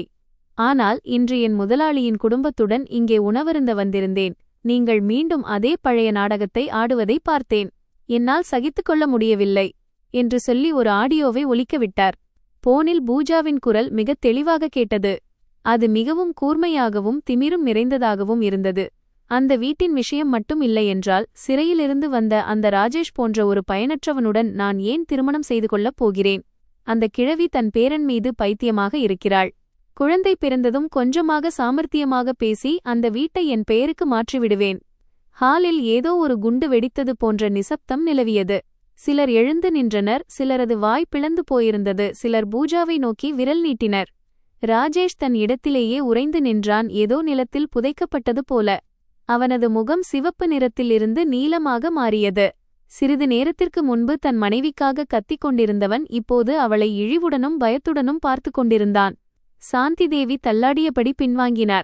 கையை நெஞ்சின் மீது வைத்துக்கொண்டு முணுமுணுக்கத் தொடங்கினார். இல்லை, இது நடக்க வாய்ப்பில்லை, இது நடக்க வாய்ப்பில்லை. அனைத்தும் முடிந்துவிட்டது என்று உணர்ந்த பூஜா இப்போது தன் பலவீனமான நாடகத்தை தொடர முடியவில்லை. அவள் அந்த பெண்ணின் போனை பறிக்க முன்னேறினாள். ஆனால் விக்ரம் மிக வேகமாக மேடையிலிருந்து கீழே இறங்கி அவள் முன்னால் நின்றார். கோபத்துடன், அவரை தொடத் துணியாதே என்று கத்தினார். பூஜா நின்றாள். அவள் கண்கள் கோபத்தில் சிவந்திருந்தன. அவளது அப்பாவித்தனம் என்ற முகமூடி முழுமையாக கழன்று விழுந்திருந்தது. பற்களை நரநரவென்று கடித்தபடி ஹாலை பார்த்தவள் அப்புறம் சத்தமாக சிரிக்கத் தொடங்கினாள். அந்த சிரிப்பு கசப்பானதாகவும் வெட்கமற்றதாகவும் இருந்தது. ஆமாம், பிறகு என்ன? நீங்கள் என்ன நினைக்கிறீர்கள்? உங்கள் குலம் மிகவும் உயர்ந்ததா? அந்த முதியவளின் வீட்டைத் தவிர உங்களிடம் என்னதான் இருக்கிறது? சிறைக்குச் சென்ற சூதாடி, கடனில் மூழ்கிய, எந்த உருப்படியான வேலையும் இல்லாத ஒரு மனிதன், பேரன் மீது பைத்தியமாகிவிட்ட ஒரு மாமியார். நான் என் லாபத்தைப் பற்றி யோசிக்கவில்லை என்றால் நானும் என் மகனும் பட்டினி கிடந்து சாக வேண்டுமா? இந்த வார்த்தைகள் சாந்தி தேவி மற்றும் ராஜேஷின் முகத்தில் விழுந்த ஓங்கி அறைந்த அறை போல இருந்தது. பூஜாவின் மடியில் இருந்த குழந்தை பயந்து சத்தமாக அழத் தொடங்கியது. அந்த அழுகுரல் அங்கே நிலவிய கனமான அமைதியை கிழித்தது. இப்போது யாரும் சாப்பிடவில்லை, யாரும் வாழ்த்துச் சொல்லவில்லை. அந்த பிரம்மாண்டமான அலங்காரங்கள், புதிய பூக்கள், கேக், குலத்தின் விளக்கு என்ற பேனர் என அனைத்தும் இப்போது அருவருப்பாகவும் அர்த்தமற்றதாகவும் தெரிந்தன. சில நிமிடங்களிலேயே என் மாமியார் மிகவும் பெருமைப்பட்டு கொண்ட அந்த விழா ஒரு முழு குடும்பத்தின் பொய், பேராசை மற்றும் குருட்டுத்தனம் அனைவர் முன்னிலையிலும் அம்பலமான மேடையாக மாறிப்போனது. ராஜேஷ் ஹாலின் நடுவில் நின்றிருந்தான். அவன் கண்கள் சிவந்து பூஜாவையே வெறித்துக் கொண்டிருந்தான். சில நிமிடங்களுக்கு முன்பு வரை தன் மனைவியை ஆதரித்துக் கொண்டிருந்தவன் இப்போது ஏதோ உறவினர்கள் முன்னால் ஆடைகளைக் களைந்து நிற்க வைக்கப்பட்டவன் போல தெரிந்தான். அவனது கைகள் நடுங்குவதையும் அவன் கையில் இருந்த கிளாஸிலிருந்து மது அவன் சூட்டின் மீது கொட்டுவதையும் நான் பார்த்தேன். குழந்தை இன்னும் பூஜாவின் மடியில் அழுது கொண்டிருந்தது. அவள் குழந்தையை தூக்கிக் கொண்டு பின்வாங்கினாள். அவள் கண்களில் இப்போது போலியான பயமில்லை, தன் திட்டம் பாழாகிவிட்டதே என்ற கோபம் மட்டுமே இருந்தது. ராஜேஷ் முன்னேறிச் சென்று பூஜாவின் முடியை பிடித்துக்கொண்டு கோபமாக கத்தினான். மறுபடியும் சொல். நீ என் அம்மாவின் வீட்டிற்காகத்தான் என்னை மணந்தாயா? பூஜாவுக்கு வலித்தது, அவள் முகம் சுளித்தது. ஆனால் அவள் பணியவில்லை. அவன் கையை ஓங்கி தட்டிவிட்டு குழந்தையுடன் ஒரு பக்கம் ஒதுங்கி நின்று கத்தினாள். கையை எடு. நீ என்ன அவ்வளவு பெரிய விலைமதிப்பற்றவனா? எந்த புத்திசாலி பெண்ணாவது உன்னை மணப்பாள்? சிறையிலிருந்து வந்தவன், தலைமீது கடன், தன் குழந்தையின் பால் பாட்டிலுக்காக கூட அம்மாவின் கையை எதிர்பார்ப்பவன் நீ. முழு ஹாலும் அதிர்ச்சியில் உறைந்து போனது. அந்த ஆடியோவை விடவும் இந்த வார்த்தைகள் கொடூரமானவை. ஏனென்றால் பூஜா இதை பகிரங்கமாகச் சொன்னாள். ராஜேஷின் தலையில் யாரோ சுத்தியலால் அடித்தது போல அவன் சில நொடிகள் நின்றான். பிறகு திடீரென கத்திக்கொண்டே அருகில் இருந்த நாற்காலியை ஓங்கி உதைத்தான். நாற்காலி மேஜையின் மீது மோதி பல தட்டுகள் தரையில் விழுந்து உடைந்து சிதறின. குழந்தைகளின் அழுகுரல், பெண்களின் அலறல், நாற்காலிகள் நகரும் சத்தம் என அனைத்தும் சேர்ந்து ஒரு பயங்கரமான இரைச்சலாக மாறியது. நீ என்னை அவமானப்படுத்திவிட்டாய். என்னை அவமானப்படுத்த உனக்கு எப்படி தைரியம் வந்தது? என்று ராஜேஷ் கத்தினான். அவனது கண்கள் சிவந்திருந்தன. அவன் மேஜை மீது இருந்த மது பாட்டிலை எடுத்து மேஜையின் முனையில் ஓங்கி அடித்தான். கண்ணாடி பாட்டில் உடைந்து சிவப்பு நிற மது வெள்ளை மேஜை விரிப்பின் மீது பரவியது. அது அந்த மகிழ்ச்சியான கொண்டாட்டத்தின் நடுவே இரத்தக்கரை படிந்தது போல இருந்தது. ராஜேஷ் அந்த உடைந்த பாட்டிலின் கூர்மையான பகுதியை கையில் வைத்துக்கொண்டு பூஜாவை நோக்கி முன்னேறினான். சாந்திதேவி சத்தமாக கத்தினார். ராஜேஷ் மகனே, நிறுத்து. நீ என்ன செய்கிறாய்? சில ஆண்கள் உடனே அவனை பிடிப்பதற்காக முன்னேறி வந்தனர். விக்ரமும் மேடையிலிருந்து கீழே இறங்கி என்னையும் குழந்தைகளையும் பின்னோக்கி இழுத்தார். அவர் மெதுவான குரலில், நீ குழந்தைகளை அழைத்து கொண்டு தூரம் போ என்றார். நான் தியாவை தூக்கிக் கொண்டேன், ரியாவை பிடித்துக் கொண்டேன். என் இதயம் வேகமாக துடித்தது. என் புகுந்த வீட்டினர் மீது எனக்கு கோபம் இருந்தாலும் குழந்தைகளின் முன்னால் எந்த வன்முறையும் நடக்கக்கூடாது என்று நினைத்தேன். ரியா பயத்தில் என் கையை இறுக்கமாக பிடித்துக்கொண்டு, அம்மா, பெரியப்பா தையாரை அண்ணியை அடித்து விடுவாரா என்று கேட்டாள். நான் அவளை கட்டிப்பிடித்துக் கொண்டு, ஒன்றும் ஆகாது மகளே, அப்பா இருக்கிறார் என்று சொன்னேன். ராஜேஷை மூவர் பிடித்துக் கொண்டிருந்தனர். ஆனாலும் அவன் காயமடைந்த மிருகத்தைப் போல துடித்துக் கொண்டிருந்தான். பூஜா இப்போது பயந்து போனாள். குழந்தையுடன் கதவை நோக்கி பின்வாங்கினாள். சாந்தி தேவி அழுது கொண்டே தன் மகனின் கையை பிடிப்பதற்காக முன்னேறினார். ஆனால் அவன் அவரை தள்ளிவிட்டான். அவர் தடுமாறி விழுந்து தப்பித்தார். இந்த காட்சியைக் கண்டதும் என் உடல் உறைந்தது. அவர் மற்ற அனைவரையும் புறக்கணித்திருந்தார். இன்று அதுவே அவருக்கு பெரிய அவமானமாக மாறியது. ஆனால் ஹாலில் கலாட்டா முடிவடையவில்லை. அனைவரும் ராஜேஷின் கையிலிருந்து பாட்டிலை பறிக்க முயற்சி செய்து கொண்டிருந்தபோது ஹாலின் பிரதான கதவு பலமாகத் திறந்தது. சில ஆண்கள் உள்ளே வந்தனர். அனைவரின் முகமும் கடுமையாக இருந்தது. முன்னால் வந்த ஒரு உயரமான மனிதனின் கழுத்தில் டிராகன் டாட்டூ இருந்தது. கையில் ஒரு தடிமனான காகிதக்கட்டு இருந்தது. ஹால் ஊழியர்கள் அவர்களை தடுக்க முயன்றனர். ஆனால் அவர் அவர்களை தள்ளிவிட்டார். அவர் முழு ஹாலையும் சுற்றி பார்த்துவிட்டு சத்தமாக கத்தினார், ராஜேஷ், 3 மாதங்களாக நீ எங்களிடம் ஒளிந்து கொண்டிருக்கிறாய். முழு ஹாலும் உடனே அமைதியானது. அவர்களை பார்த்ததும் இவர்கள் சாதாரண விருந்தினர்கள் அல்ல என்று எனக்கு புரிந்தது. டாட்டூ போட்ட அந்த மனிதன் நேராக மையத்திற்கு வந்து காகிதக்கட்டை மெயின் மேஜை மீது வீசினான். கடனுக்கான காகிதங்கள் சிதறின. சிலவற்றில் சிவப்பு நிற முத்திரைகள் இருந்தன. அவர் சிரித்துக்கொண்டே, மகனின் பார்ட்டியில் பெரிய கொண்டாட்டமா? 6,80,000 கடனை மறக்கும் அளவுக்கு உனக்கு மகிழ்ச்சியா என்று கேட்டார். இந்த தொகையை கேட்டதும் சாந்தி தேவியின் முகம் வெளுத்துப் போனது. உடலில் இரத்தமே இல்லாதது போல தெரிந்தது. 6,80,000 என்று அவர் தழுதழுக்கும் குரலில் ராஜேஷை பார்த்து கேட்டார். ராஜேஷ், இவர் சொல்வது உண்மையா? ராஜேஷ் தன் தாயை பார்க்கவில்லை. அவனது உதடுகள் நடுங்கின. ஆனால் அவனால் எதுவும் பேச முடியவில்லை. கடனளித்தவன் சிரித்துக்கொண்டே சொன்னான், கிழவியே, இவனிடம் என்ன கேட்கிறாய்? சூதாட்டத்தில் எல்லாவற்றையும் இழந்துவிட்டான். ஒரு இடத்துல கடன் வாங்கி இன்னொன்றை அடைத்தான். எங்களிடம் அவனது மெசேஜ்கள், ரெக்கார்டிங் எல்லாமே இருக்கிறது. பணமில்லையென்றால் வீட்டையும் சொத்தையும் எடுத்துக்கொள்வோம். வீடு, சொத்து என்ற வார்த்தையை கேட்டதும் சாந்தி தேவியின் கழுத்தை யாரோ நெரிப்பது போல இருந்தது. அவர் மேஜையை பிடித்துக்கொண்டு தள்ளாடியபடி எழுந்து நின்றார். எந்த வீடு? இவனுக்கு சொந்தமாக வீடு எதுவும் இல்லையே. கடனளித்தவன் குனிந்து ஒரு காகிதத்தை எடுத்து அவர் கண்முன் காட்டினான். நீ வசிக்கும் அந்த வீடு விரைவில் தன் பெயருக்கு வந்துவிடும் என்று இவன் எங்களிடம் சொன்னான். அந்த வீட்டின் ஆவணங்கள், புகைப்படங்கள் எல்லாவற்றையும் இவன் எங்களிடம் காட்டினான். பேரன் பிறந்ததும் அந்த வீடு தன் பெயருக்கு வந்துவிடும் என்று இவன் எங்களை நம்ப வைத்தான். சாந்தி தேவி ஒரு அடி பின்வாங்கினார். கண்கள் விரிந்து உதடுகள் நடுங்கின. ஆனால் தொண்டையிலிருந்து சத்தம் வரவில்லை. கதவருகே நின்றிருந்த பூஜாவின் முகமும் வெளுத்துப் போனது. நான் விக்ரமை பார்த்தேன். அவர் அமைதியாக நின்றிருந்தார். முகம் உறுதியாக இருந்தது. ஆனால் அவர் குரல் இப்போது மிகத் தெளிவாக கேட்டது. பார்த்தீர்களா அம்மா? முழு குடும்பமும் தியாகம் செய்ய வேண்டும் என்று நீங்கள் சொன்ன அதே மனிதன்தான் உங்கள் வீட்டை விற்பனைக்கு கொண்டு வந்துவிட்டான். இந்த வார்த்தை சாந்தி தேவிக்கு குளிர்காலத்தில் ஊற்றப்பட்ட குளிர்ந்த நீரைப் போல இருந்தது. அவர் விக்ரமை பார்த்தார். பிறகு ராஜேஷையும் பூஜாவையும் பார்த்தார். எதன் மீது அவர் நம்பிக்கை வைத்திருந்தாரோ, எதை அவர் தன் கௌரவமாக கருதினாரோ அது இப்போது கண்முன்னே உடைந்து சிதறியது. ஆனால் அதிர்ச்சி இன்னும் முடியவில்லை. அந்த கடனளித்தவன் இன்னொரு காகிதத்தை எடுத்து மெதுவான குரலில் சொன்னான், மற்றும் ஒன்று கவனியுங்கள், இவன் ஒரு இடத்தில் மட்டும் கடன் வாங்கவில்லை. எங்கு சென்றாலும் தன் அம்மா வீட்டை தன் பெயருக்கு மாற்றப் போகிறாள் என்று சொல்லியே அனைவரிடமும் கடன் வாங்கியிருக்கிறான். வீட்டை பாதுகாக்க பணம் தயார் செய்யுங்கள், இல்லையென்றால் வாசலில் வந்து நின்றால் எங்களை குற்றம் சொல்லாதீர்கள். ஹாலில் எவராலும் பேச முடியவில்லை. சாந்தி தேவி, ராஜேஷ் மற்றும் பூஜாவை அனைவரும் ஒருவிதமான பார்வையில் பார்த்தனர். இனி பாராட்டுக்கள் இல்லை, வெறும் அதிர்ச்சி, வெறுப்பு மற்றும் பரிதாபம் மட்டுமே இருந்தது. தன் மகன் தன் காலடியிலேயே குழியை தோண்டுகிறான் என்பதைக் கூட கவனிக்க முடியாத அளவுக்கு குருடாகிப் போன ஒரு தாயைக் கண்டு அனைவரும் பரிதாபப்பட்டனர். குலத்தின் விளக்கு பிறந்த நாள் கொண்டாட்டம் என்று இருந்த அந்த பேனர் இப்போது ஒரு கசப்பான கேலியாக தெரிந்தது. சாந்தி தேவி ஹாலின் நடுவே நின்று கொண்டிருந்தார். மேஜையின் முனையை அவர் எவ்வளவு இறுக்கமாக பிடித்திருந்தார் என்றால் அவர் விரல்கள் வெளுத்துப் போயிருந்தன.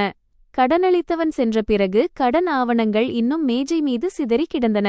அந்த பண்டிகையின் மகிழ்ச்சி மறைந்து சுற்றிலும் இருந்த உறவினர்களின் பார்வைகள் அவரை பார்த்து எள்ளி நகையாடின. தான் உயிராக பாதுகாத்த வாரிசு தன் வாழ்நாளை காப்பாற்றிய வீட்டை தின்று தீர்க்கிறான் என்பதை உணர்ந்தபோது அந்த தாய் சில நிமிடங்களிலேயே வயதாகிப் போனார். சாந்தி தேவியின் முகம் துடிப்பதை நான் கவனித்தேன்.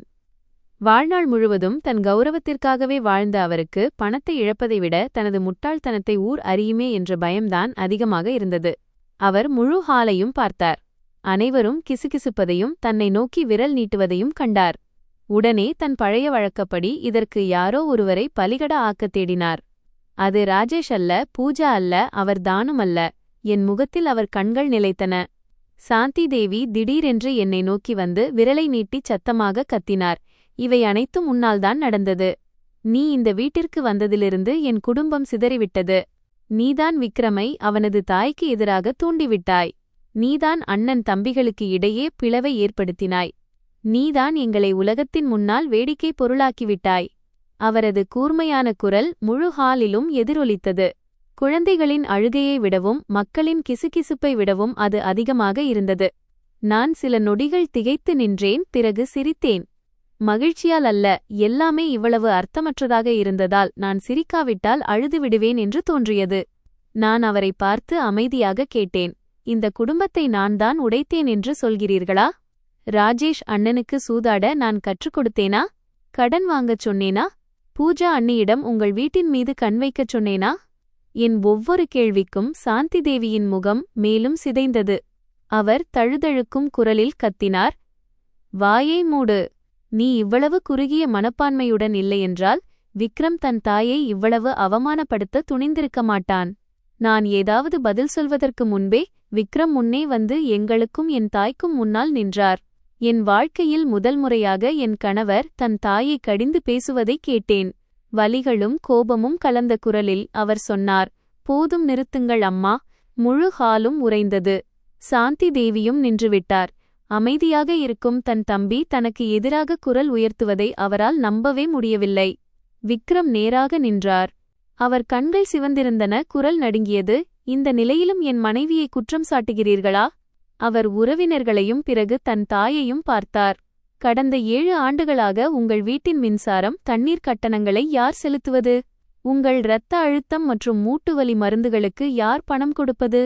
வீட்டில் விசேஷம் அல்லது பண்டிகை என்றால் நீங்கள் மற்றவர் முன்னால் உங்கள் கௌரவத்தை காக்க யாருடைய பணம் வந்து சேருகிறது? நாங்கள்தான் அம்மா. ராஜேஷ் அண்ணன் அல்ல, பூஜா அண்ணி அதைவிட அல்ல. வார்த்தைகள் மிக தெளிவாகவும் எந்தவித கூச்சலும் இன்றியும் சொல்லப்பட்டன. ஆனால் அங்கிருந்த ஒவ்வொருவரும் கேட்கும் அளவுக்கு அவை வலிமையானவை. சாந்தி தேவி வாயடைத்துப் போனார். ஆனால் விக்ரம் நிற்கவில்லை. அவர் தன் பையிலிருந்து மடித்திருந்த காகிதம் ஒன்றை எடுத்தார்.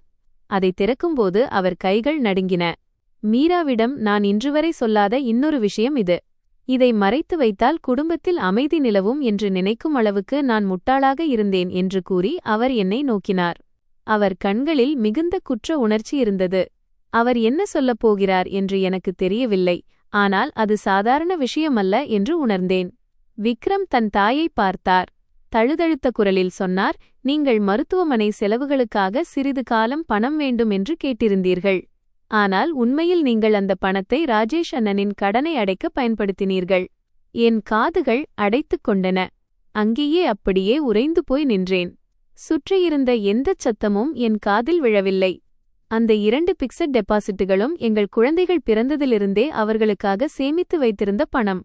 அவை வங்கியில் பாதுகாப்பாக இருப்பதாக நான் நினைத்தேன். குழந்தைகளின் கல்விக்கு அது ஒரு உறுதி என்று நம்பினேன்.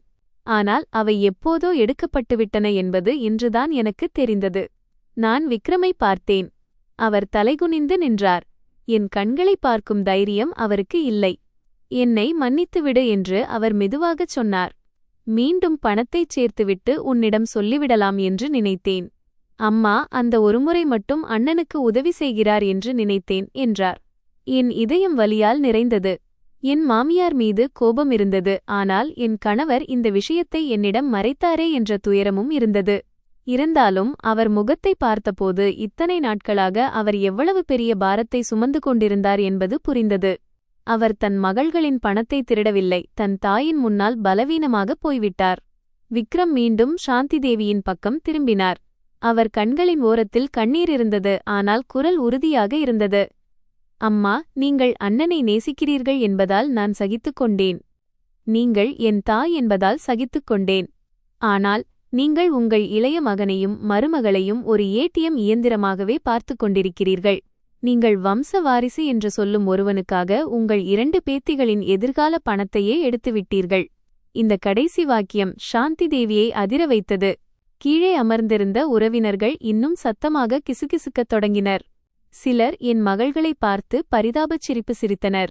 எல்லாவற்றின் மீதும் இருந்த திரை விலகிய பிறகு சாந்தி தேவியால் தன் பழைய கௌரவத்தை தக்கவைக்க முடியவில்லை. அவர் நாற்காலியில் சரிந்து விழுந்து மேஜையில் கைகளை அடித்துக்கொண்டு அழத் தொடங்கினார். என் மகன் அயோக்கியனாகப் போய்விட்டான். என் மருமகள் என் மகனை என்னிடமிருந்து பிரித்துவிட்டாள் என்று கதறினார். நான் வயதானவள், இந்த மக்கள் என்னை அனைவர் முன்னிலையிலும் அவமானப்படுத்துகிறார்கள் என்று கத்தினார். அவருடைய அந்த அழுகை மிகவும் சத்தமாகவும் பரிச்சயமானதாகவும் இருந்தது. விக்ரமை உருக வைப்பதற்காக அவர் எப்போதும் பயன்படுத்தும் அதே அழுகை அது. ஆனால் இந்த முறை அது எந்த விளைவையும் ஏற்படுத்தவில்லை. அருகில் அமர்ந்திருந்த ஒரு பெரியவர் திடீரென்று மேஜையில் ஓங்கித் தட்டி, சாந்தி, நிறுத்து. உன் மகன் ராஜேஷை அளவுக்கு அதிகமாக தலையில் தூக்கி வைத்துக் கொண்டாடியதால் அவன் கெட்டுப்போனான். இப்போது அவன் ஒட்டுமொத்த வீட்டையும் கடனில் மூழ்கடித்து விட்டான். நீ இன்னும் விக்ரமையும் அவன் மனைவியையும் குறை கூறிக் கொண்டிருக்கிறாய் என்று கூறினார். இதைக் கேட்டவுடன் மற்றவர்களும் அவரை ஆமோதித்து பேசத் தொடங்கினர்.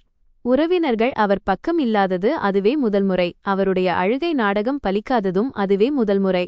எல்லோருடைய பார்வையும் சாந்தி தேவி மற்றும் விக்ரமின் மீது இருந்தபோது பூஜா மெதுவாக கதவை நோக்கி நகர்வதை நான் கவனித்தேன். அவள் குழந்தையை அணைத்துக்கொண்டு தன் கைப்பையை இறுக்கமாக பிடித்துக் கொண்டிருந்தாள். அவள் கண்களில் இப்போது பயம் இல்லை, மாறாக மிக வேகமாக எதையோ யோசித்துக் கொண்டிருந்தாள். அவள் அங்கு நிற்கப்போவதில்லை என்பதை நான் புரிந்து கொண்டேன். அந்த வீடு கிடைப்பது கடினம். ராஜேஷின் உண்மை முகம் வெளிப்பட்டுவிட்டது. சாந்தி தேவி இனி பலமான ஆதரவாக இருக்க முடியாது என்பதை உணர்ந்ததும் அவள் தப்பிக்கத் தயாராகிவிட்டாள். நான் மெதுவாக விக்ரமின் கையை தொட்டு கதவு இருக்கும் திசையைக் காட்டினேன். அவர் அந்த பக்கம் பார்த்ததும் அவர் கண்கள் கோபத்தில் நிறைந்தன. ராஜேஷ் தரையில் அமர்ந்திருந்தான். அவன் முன் சிதறிக் கிடந்த கடன் பத்திரங்களையே உணர்ச்சியற்ற கண்களுடன் பார்த்து கொண்டிருந்தான். தன் அம்மா வாரிசு என்று வானளாவ புகழ்ந்த அந்த மனிதன் இப்போது அனைவர் முன்னிலையிலும் நிர்வாணமாக்கப்பட்ட ஒரு தோற்றத்தோடு தோல்வியுற்றவனாகத் தெரிந்தான். பூஜா ஒவ்வொன்றாக பின்வாங்குவதைக் கண்டபோது இன்னும் உண்மையான புயல் முடியவே இல்லை என்பதை நான் உணர்ந்தேன். பூஜா இன்னும் 2 அடிகள் பின்வாங்கி திடீரென திரும்பி தப்பிக்க ஓடினாள். அவள் எவ்வளவு வேகமாக ஓடினாள் என்றால் அங்கிருந்தவர்களால் ஒன்றும் புரியவில்லை. ஒரு கையால் குழந்தையை இறுக்கப் பிடித்துக்கொண்டு மறுகையால் தன் கைப்பையை அணைத்திருந்தாள். அவள் அணிந்திருந்த ஹைஹீல் செருப்புகள் தரையில் கடகடவெனச் சத்தமிட்டன. இந்த தப்பித்தலுக்காக அவள் முன்பே வழி வைத்திருந்தாள் என்பதை நான் புரிந்து கொண்டேன். பிடிபட்டு விடுவோம் என்ற பயம் அவளுக்கு இல்லை, தான் அடைய நினைத்தவை கிடைக்கவில்லையே என்ற ஆதங்கம்தான் அவளிடம் இருந்தது. ராஜேஷ் தன் மனைவியும் குழந்தையும் ஓடுவதை பார்த்துவிட்டு ஏதோ சுயநினைவு வந்தது போல தலை நிமிர்ந்தான். அவனை பிடித்துக் கொண்டிருந்தவர்களிடமிருந்து தப்பித்து தள்ளாடியபடி பின்னால் ஓடினான். என் மகன், என் மகன், அவனை என்னிடம் கொடுத்துவிடு, பூஜா, நில் என்று அவன் கத்தியது ஹால் முழுவதும் எதிரொலித்தது. அவன் அலறலைக் கேட்டு அனைவரும் கதவை நோக்கி திரும்பினர். சிலர் ஆர்வமாக இருந்தனர், சிலர் பயந்தனர், சிலர் தங்கள் போன்களில் வீடியோ எடுக்கத் தொடங்கினர்.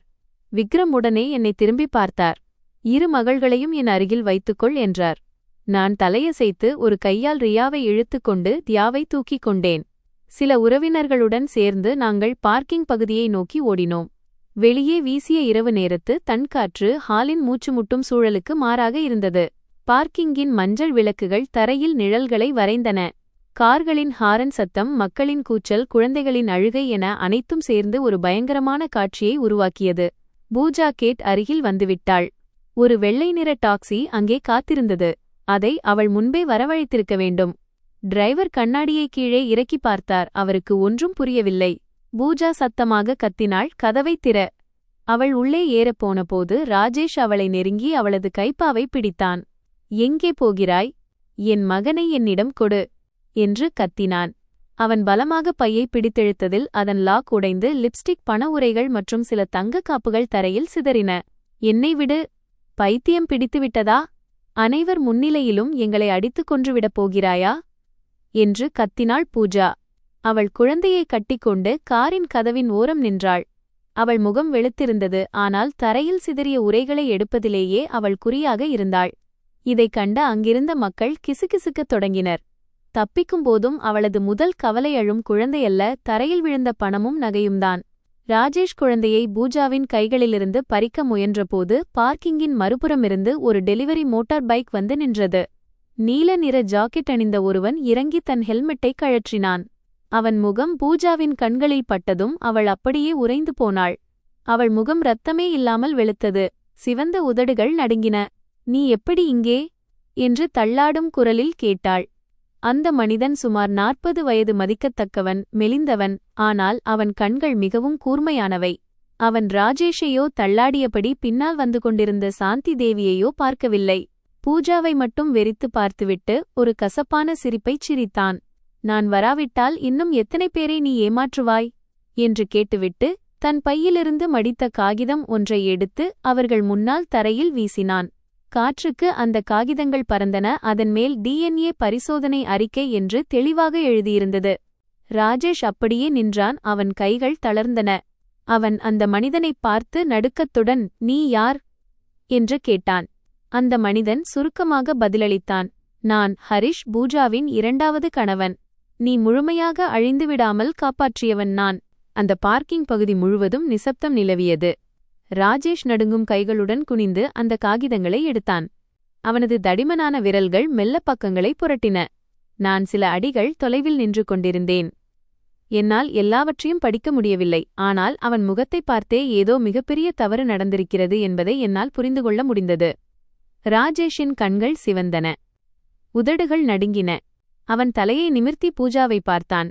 அவனது குரல் தொண்டையிலேயே சிக்கிக் கொண்டது. "இது என்ன?" என்று கேட்டான். ஹரிஷ் குளிர்ந்த குரலில் பதிலளித்தான், "அந்த குழந்தை உன் சொந்த மகன் அல்ல. எனக்கு சந்தேகம் இருந்ததால் நான் ரகசியமாக DNA பரிசோதனை செய்தேன். முதலில் இந்த குழந்தையை என் தலைமீது சுமத்த பார்த்தாள். ஆனால் உன்னிடம் அதிக பணம் கிடைக்கும் என்று தெரிந்ததும் உன்னை மணந்து கொண்டாள். உனக்கு வாரிசு கிடைத்துவிட்டதாக நினைக்கிறாய். ஆனால் நீ ஒரு படிக்கட்டாக மட்டுமே பயன்படுத்தப்பட்டாய். உன் அம்மாவின் வீட்டை அடைவதே அவளது இலக்கு." யாராலும் ஒரு வார்த்தை கூட பேச முடியவில்லை. குழந்தையின் அழுகுரல் இப்போது முன்பை விடவும் அதிகமாக ஊடுருவியது. "இப்பதான் அங்கு வந்து சேர்ந்த சாந்தி தேவி சொந்த மகன் இல்லையா?" என்ற வார்த்தையைக் கேட்டதும் அப்படியே தரையில் விழுந்தார். நெஞ்சை பிடித்துக்கொண்டு அமர்ந்து விட்டார். வாய் பிளந்திருந்தது. ஆனால் மூச்சு வரவில்லை. ஒரு உறவினர் அவரை தாங்குவதற்காக ஓடினார். அவர் பூஜாவின் மடியில் இருந்த குழந்தையையும் பிறகு ராஜேஷையும் பார்த்தார். அவர் கண்கள் உயிரற்றது போல இருந்தன. ராஜேஷ் இப்போது முழுமையாக கட்டுப்பாட்டை இழந்தான். முன்னேறி பூஜாவின் சட்டையை பிடித்து கத்தினான், "நீ என்னை ஏமாற்றிவிட்டாய். வேறொருவனின் குழந்தையை என் மகன் என்று சொன்னாயா?" பூஜா டாக்ஸியின் கதவில் பலமாக மோதினாள். அவள் தலைமுடி கலைந்தது. ராஜேஷை பிடிப்பதற்காக பலரும் முன்னேற வேண்டியிருந்தது. விக்ரமும் தன் அண்ணனின் கையை பிடிப்பதற்காக ஓடி வந்து கத்தினார், "வசனத்திற்கு வா அண்ணா. மீண்டும் சிறைக்கு போக வேண்டுமா?" சில நொடிகள் பதற்றத்திற்குப் பிறகு பூஜா திடீரென சிரிக்கத் தொடங்கினாள். அந்த சிரிப்பு உலர்ந்தும் விகாரமாகவும் பயங்கரமாகவும் இருந்தது. மேக்கப் கலைந்து கண்ணீர் கோடுகள் அவளது முகத்தில் படிந்திருந்தன. அவள் அழுதுகொண்டே சிரித்துக்கொண்டு கத்தினாள், "நீங்கள் என்ன நினைக்கிறீர்கள்? நான் உங்களுக்காக குழந்தை பெற்றுக்கொள்ளப் போகிறேன் என்றா? சிறையிலிருந்து வந்த கடன் சுமை கொண்ட சூதாடிய உன்னை நான் காதலித்து திருமணம் செய்து கொள்வேனா? எனக்கு அந்த வீடு மட்டுமே தேவைப்பட்டது. உங்கள் தாயிடமிருந்து அந்த வீட்டை என் பெயருக்கு மாற்றிவிட்டு பிறகு விவாகரத்து செய்யத்தான் இருந்தேன். புரிகிறதா உங்களுக்கு?" இந்த வார்த்தை சாந்தி தேவியின் இதயத்தில் ஆணி அடித்தது போல இறங்கியது. அவர் தரையில் அமர்ந்திருந்தார். முடி கலைந்து சிவப்பு நிற பட்டுப்புடவை தூசியில் நனைந்து முகம் வெளுத்து போயிருந்தது. சில மணி நேரங்களுக்கு முன்புதான் அதே குழந்தையை முழு ஹாலிலும் குலத்தின் வாரிசு என்றும் முன்னோர்களின் ஆசீர்வாதம் என்றும் காட்டித் திரிந்தார் அவர். அந்த பேரனுக்காகத்தான் அவர் தன் சொந்த பேத்திகளை இழிவுபடுத்தினார். அந்த குழந்தை அவர்கள் வம்சத்தின் இரத்தமே இல்லை. நான் என் மகள்கள் இருவரையும் இறுக்கமாக கட்டிக்கொண்டேன். ரியா என் தோளில் தன் முகத்தை புதைத்துக் கொண்டாள். முன்னால் நடக்கும் அந்த சூழலை அவள் பார்க்க விரும்பவில்லை. விக்ரம் தன் தாயையே நீண்ட நேரம் பார்த்துக் கொண்டிருந்தார். அவர் கண்களில் இப்போது கோபமில்லை, ஆழ்ந்த சோர்வு மட்டுமே இருந்தது. அவர் முன்னே வந்து, "எனக்கும் என் மகள்களுக்கும் கை கொடுத்து தழுதழுத்த குரலில் நடங்கள் போதும்" என்றார். சாந்தி தேவி இதைக் கேட்டு தலையை உயர்த்தினார். "விக்ரம், விக்ரம் மகனே" என்று அவர் குரல் மூழ்கும் மனிதன் கடைசி துரும்பை பற்ற நினைப்பது போல பலவீனமாக இருந்தது. ஆனால் விக்ரம் மீண்டும் திரும்பவில்லை. எங்களை காரில் ஏற்றிவிட்டு கடைசி முறையாக தன் தாயை பார்த்தார். பார்க்கிங்கின் குளிர்ந்த வெளிச்சத்தில் என் கணவர் ஒவ்வொரு வார்த்தையையும் கத்தி போல தெளிவாகச் சொன்னார். அம்மா, வம்ச வாரிசைத்தானே தேர்ந்தெடுத்தீர்கள், இப்போது நீங்களே அதை சமாளியுங்கள் என்று சொல்லிவிட்டு காரின் கதவை மூடினார். எங்களுக்கு பின்னால் சாந்தி தேவியின் அழுகுரல், ராஜேஷின் திட்டுக்கள், பூஜா பணத்தை அள்ளிச் செல்லும் சத்தம், டாக்ஸியின் ஹாரன் என அனைத்தும் எதிரொலித்துக் கொண்டிருந்தன. காரின் கண்ணாடியின் வழியாக பார்த்தேன். அந்த பிரம்மாண்டமான பார்ட்டி ஹால் இன்னும் வெளிச்சத்தில் மின்னிக் கொண்டிருந்தது. ஆனால் அந்த இரவு முடிந்ததுடன் எங்கள் மருமகள்களை வாரிசு என்ற பெயரில் இழிவுபடுத்திய அந்த அதிகாரத்திற்கு இனி எங்களிடம் எந்த உரிமையும் இல்லை என்பதை நான் உணர்ந்தேன். அந்த இரவு நாங்கள் அந்த ஹாலை விட்டு வெளியேறியபோது நான் ஒரு வார்த்தை கூட பேசவில்லை. விக்ரமும் அமைதியாகவே இருந்தார். என் மகள்கள் பின் இருக்கையில் இருந்தனர். தியா களைப்பில் தூங்கிவிட்டாள். ரியா கண்ணாடியை சாய்த்துக்கொண்டு வெளியே தெரிந்த வெளிச்சத்தை பார்த்து கொண்டிருந்தாள். ஒரு குழந்தை பார்க்கக்கூடாத அந்த வன்முறையை அவள் பார்த்துவிட்டாள் என்பது எனக்குத் தெரியும். பாட்டியின் அழுகை, பெரியப்பாவின் கத்தல், பெரியவர்களின் சண்டை என அனைத்தும் அவளை நீண்ட காலம் பாதிக்கும். நாங்கள் பாட்டியின் வீட்டிற்கு சென்றடைந்தபோது எங்களை களைப்பான நிலையில் பார்த்த என் அம்மா அதிர்ச்சியடைந்தார். என் அப்பா எதுவும் கேட்கவில்லை. அமைதியாக கேட்டை திறந்து எங்களை உள்ளே அழைத்தார். தியாவை என் கையிலிருந்து அவர் வாங்கிக் கொண்டு, முதலில் உள்ளே வாருங்கள், என்ன நடந்தாலும் காலையில் பேசிக்கொள்ளலாம் என்றார். அந்த அமைதி என்னை அழ வைத்தது. வாழ்க்கையில் என்னென்ன கஷ்டங்கள் வந்தாலும் பாதுகாப்பாக திரும்பி வந்ததும் கதவுகளை திறந்து வரவேற்கும் சில இடங்கள் உண்டு. அன்று இரவு நான் என் மகள்களுடன் பழைய அறையில் தூங்கினேன். விக்ரம் நீண்ட நேரம் வெளியே உள்ள வராண்டாவில் தனியாக அமர்ந்து மழைத்துளிகள் தரையில் விழுவதை பார்த்து கொண்டிருந்தார். மறுநாள் காலை நாங்கள் சில காலம் இங்கே தங்கப்போவதாகவும் புதிய வீடு கிடைக்கும் வரை இனி இங்கேயே இருக்கப்போவதாகவும் அவர் என் பெற்றோரிடம் கூறினார். விக்ரம் இந்த வார்த்தைகளை மிகவும் மெதுவாகச் சொன்னார். ஆனால் அவர் குரலில் ஒரு நிம்மதி இருந்தது. இத்தனை ஆண்டுகளாக அவர் கழுத்தைச் சுற்றியிருந்த கண்ணுக்குத் தெரியாத அந்தச் சங்கிலியை இறுதியாக தன் கைகளாலேயே அவர் கழற்றி எறிந்துவிட்டார். அவர் என்னையும் என் மகள்களையும் பார்த்து நிதானமான குரலில் சொன்னார், இனிமேல் நம் குடும்பம் நமக்காக மட்டுமே வாழும். நீங்களும் என் மகள்களும் இனி எந்த துன்பத்தையும் அனுபவிக்க நான் விடமாட்டேன். 3 நாட்களுக்குப் பிறகு நிலைமை சற்று அமைதியாகும் என்று நான் நினைத்தேன். ஆனால் அன்று இரவு பலத்த மழை பெய்யத் தொடங்கியது. வீட்டின் கதவில் யாரோ பலமாக தட்டினார்கள். முதலில் மழையிலிருந்து தப்பிக்க யாரோ வந்திருப்பார்கள் என்றுதான் நினைத்தேன். ஆனால் பிறகு ஒரு கரகரப்பான குரல் கேட்டது. அது என்னை உள்ளுக்குள் அதிர வைத்தது. விக்ரம் மகனே, கதவைத் திற, நான் உன் அம்மா. விக்ரம் முதலில் எழுந்தார். நானும் ஒரு சால்வையை போர்த்திக் கொண்டு அவர் பின்னால் சென்றேன். மழையின் வெண்மையான திரைக்குப் பின்னால் சாந்திதேவி கேட்டின் அருகில் நின்றிருப்பதை பார்த்தேன். அவர் அந்த பார்ட்டி நாளில் அணிந்திருந்த விலையுயர்ந்த புடவையில் இல்லை, ஒரு மெல்லிய நைட்டி அணிந்திருந்தார். தலைமுடி நனைந்திருந்தது, கால்களில் உடைந்த செருப்புகள். மழையின் வேகம் அவரது முகத்தை இன்னும் பயங்கரமாக காட்டியது. கேட் திறந்ததும் சாந்திதேவி உள்ளே வரவில்லை. நனைந்த தரையிலேயே முழங்காலிட்டு அமர்ந்துவிட்டார். மகனே, எனக்கு பெரிய தவறு நடந்துவிட்டது, என்னை காப்பாற்று என்று விக்ரமின் கைகளை பிடித்துக்கொண்டு கெஞ்சினார். நான் அதிர்ச்சியில் உறைந்து நின்றேன். என் அம்மாவும் அப்பாவும் வெளியே வந்து அந்த காட்சியைக் கண்டு பேச முடியாமல் திகைத்து நின்றனர். என் திருமணத்திற்குப் பிறகு 7 ஆண்டுகளில் சாந்திதேவி அதட்டுவதையும் அழுவதையும் புகார் கூறுவதையும் கட்டளையிடுவதையும் பார்த்திருக்கிறேன். ஆனால் ஒருபோதும் அவர் யாரிடமும் மண்டியிட்டு கெஞ்சுவதை பார்த்ததில்லை. அதுவும் அவர் எப்போதும் தாழ்வாக நினைத்த அந்த வீட்டிற்கு முன்னால். விக்ரம் அவரை தூக்க முயன்றார். ஆனால் சாந்திதேவி அவர் கால்களை இறுகப் பற்றிக் கொண்டார். என்னை எப்படியாவது காப்பாற்று மகனே, வேறு வழியில்லை. நம் வீடு ஏலத்திற்கு வரப்போகிறது என்று அவர் குரல் மழையில் உடைந்தது. விக்ரம் அவரை எப்படியோ வராந்தாவிற்கு அழைத்து வந்து அமர வைத்தார். என் அம்மா ஒரு உலர்ந்த துண்டை கொடுத்தார். என் அப்பா ஒரு நாற்காலியை இழுத்து போட்டார். அவர் எனக்கு எவ்வளவோ துன்பங்களை இழைத்திருந்தாலும் நள்ளிரவில் மழையில் நடுங்கும் ஒரு வயதான பெண்ணைப் பார்த்து என் பெற்றோர்களால் சும்மா இருக்க முடியவில்லை. சிறிது நேரம் கழித்து சாந்திதேவி பேசத் தொடங்கினார். பார்ட்டி நடந்த அன்றிரவே பூஜா நிஜமாகவே காணாமல் போய்விட்டாள். அவள் அந்த நகைகள், பரிசுப் பணம், உறவினர்கள் கொடுத்த உரைகள் என அனைத்தையும் எடுத்துக்கொண்டு சென்றுவிட்டாள். பூஜாவின் அந்த 3 குழந்தைகளும் எங்கே இருக்கிறார்கள் என்றே தெரியவில்லை. அந்த டிஎன்ஏ ரிப்போர்ட் அதிர்ச்சியால் ராஜேஷ் பைத்தியம் பிடித்தது போலாகிவிட்டான். அவன் 2 நாட்களாக மது அருந்தி வீட்டையே அடித்து நொறுக்கிவிட்டு எங்கோ சென்றுவிட்டான்.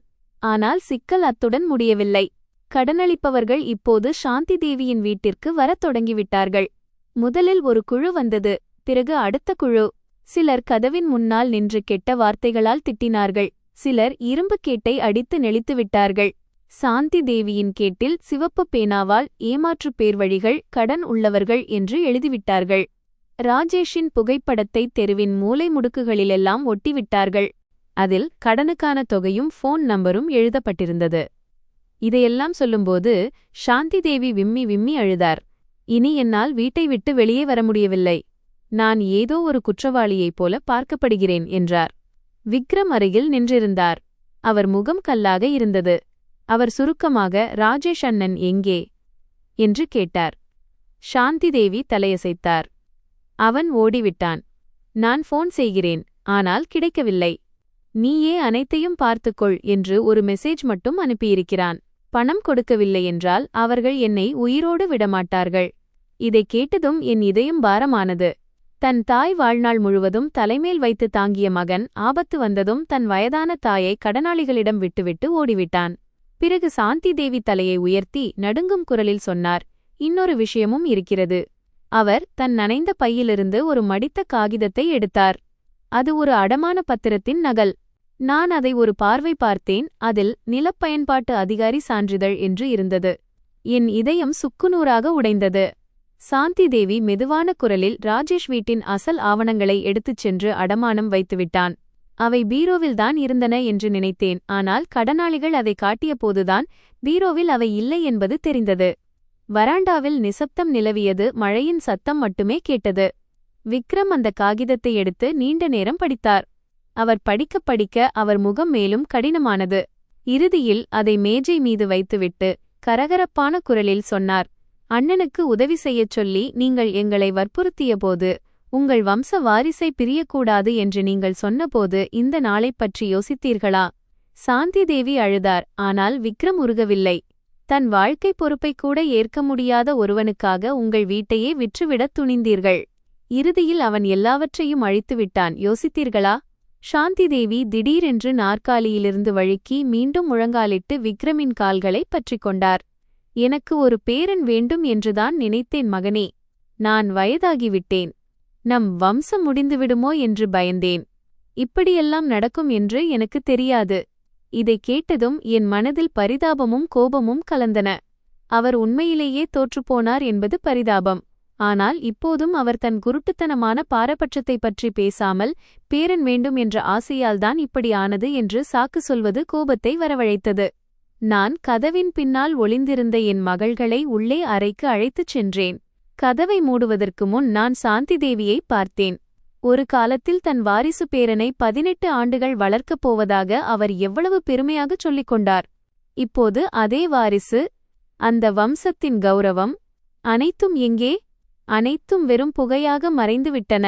இன்று என் பாட்டியின் வீட்டு முற்றத்தில் ஒரு காலத்தில் விக்ரமையும் என்னையும் ஏடிஎம் இயந்திரமாக மட்டுமே பார்த்த அந்த மாமியார் அதே மகனிடமும் மருமகளிடமும் பிச்சை எடுத்துக் கொண்டிருக்கிறார். எனக்கு இதில் மகிழ்ச்சி இல்லை, ஆழ்ந்த துயரம் மட்டுமே மிஞ்சியது. ஏனெனில் ஒரு குடும்பம் ஒரே நாளில் உடைந்து போவதில்லை. பெரியவர்கள் தவறுகளை புறக்கணிக்கும்போதும், மகளை அந்நியமாகவும் மகனை மட்டும் சொந்தமாகவும் கருதும்போதும், உறவுகள் கண்ணீராலும் பணத்தாலும் மட்டுமே அளவிடப்படும்போதுதான் அந்த குடும்பம் சிதைகிறது. மறுநாள் காலை விக்ரம் தன் அம்மாவை அவருடைய வீட்டிற்கே அழைத்துச் செல்ல முடிவு செய்தார். அவர்தான் மன்னித்து விட்டதாகவோ அல்லது அனைத்தையும் சரிசெய்து விடுவதாகவோ கூறவில்லை. இது என் அம்மாவின் வீடு, நிலைமை எவ்வளவு மோசமாக இருக்கிறது என்று தெரிய வேண்டும் என்று மட்டுமே என்னிடம் சொன்னார். அவர் இன்னும் மிகுந்த கோபத்தில் இருக்கிறார் என்பது எனக்கு புரிகிறது. ஆனால் இரத்த உறவுகளை அவ்வளவு எளிதில் அறுக்க முடியாது. என் மகள்களை என் பெற்றோரிடம் விட்டுவிட்டு நான் அவருடன் சென்றேன். சாந்தி தேவியின் வீடு பயங்கரமான நிலையில் இருந்தது. இரும்பு கேட் சிவப்பு நிற பெயிண்டால் சிதைக்கப்பட்டிருந்தது. ஜன்னல் கண்ணாடி உடைந்திருந்தது. செடித்தொட்டிகள் சிதறிக்கிடந்தன. உள்ளே இருந்த நிலை இன்னும் மோசமாக இருந்தது. சோபாக்கள் கிழிக்கப்பட்டிருந்தன. கண்ணாடி அலமாரி உடைக்கப்பட்டிருந்தது. சுவரில் இருந்த ராஜேஷ் மற்றும் பூஜாவின் திருமண புகைப்படம் கோணலாக தொங்கிக் கொண்டிருந்தது. கண்ணாடியில் விரிசல் இருந்தது. ராஜேஷின் முகத்தின் மீது அந்த விரிசல் விழுந்திருந்தது. சாந்தி தேவி ஒரு மூலையில் அமர்ந்தார். அவர் கண்கள் வெறுமையாக இருந்தன. விக்ரம் தரையில் சிதறிக் கிடந்த சில காகிதங்களை எடுத்து, ராஜேஷ் அண்ணனிடம் இன்னும் பேசவில்லையா என்று கேட்டார். சாந்தி தேவி தலையை அசைத்தார். அவன் போனை அணைத்து விட்டான். அவன் உண்மையிலேயே என்னை கைவிட்டு ஓடிவிட்டான்.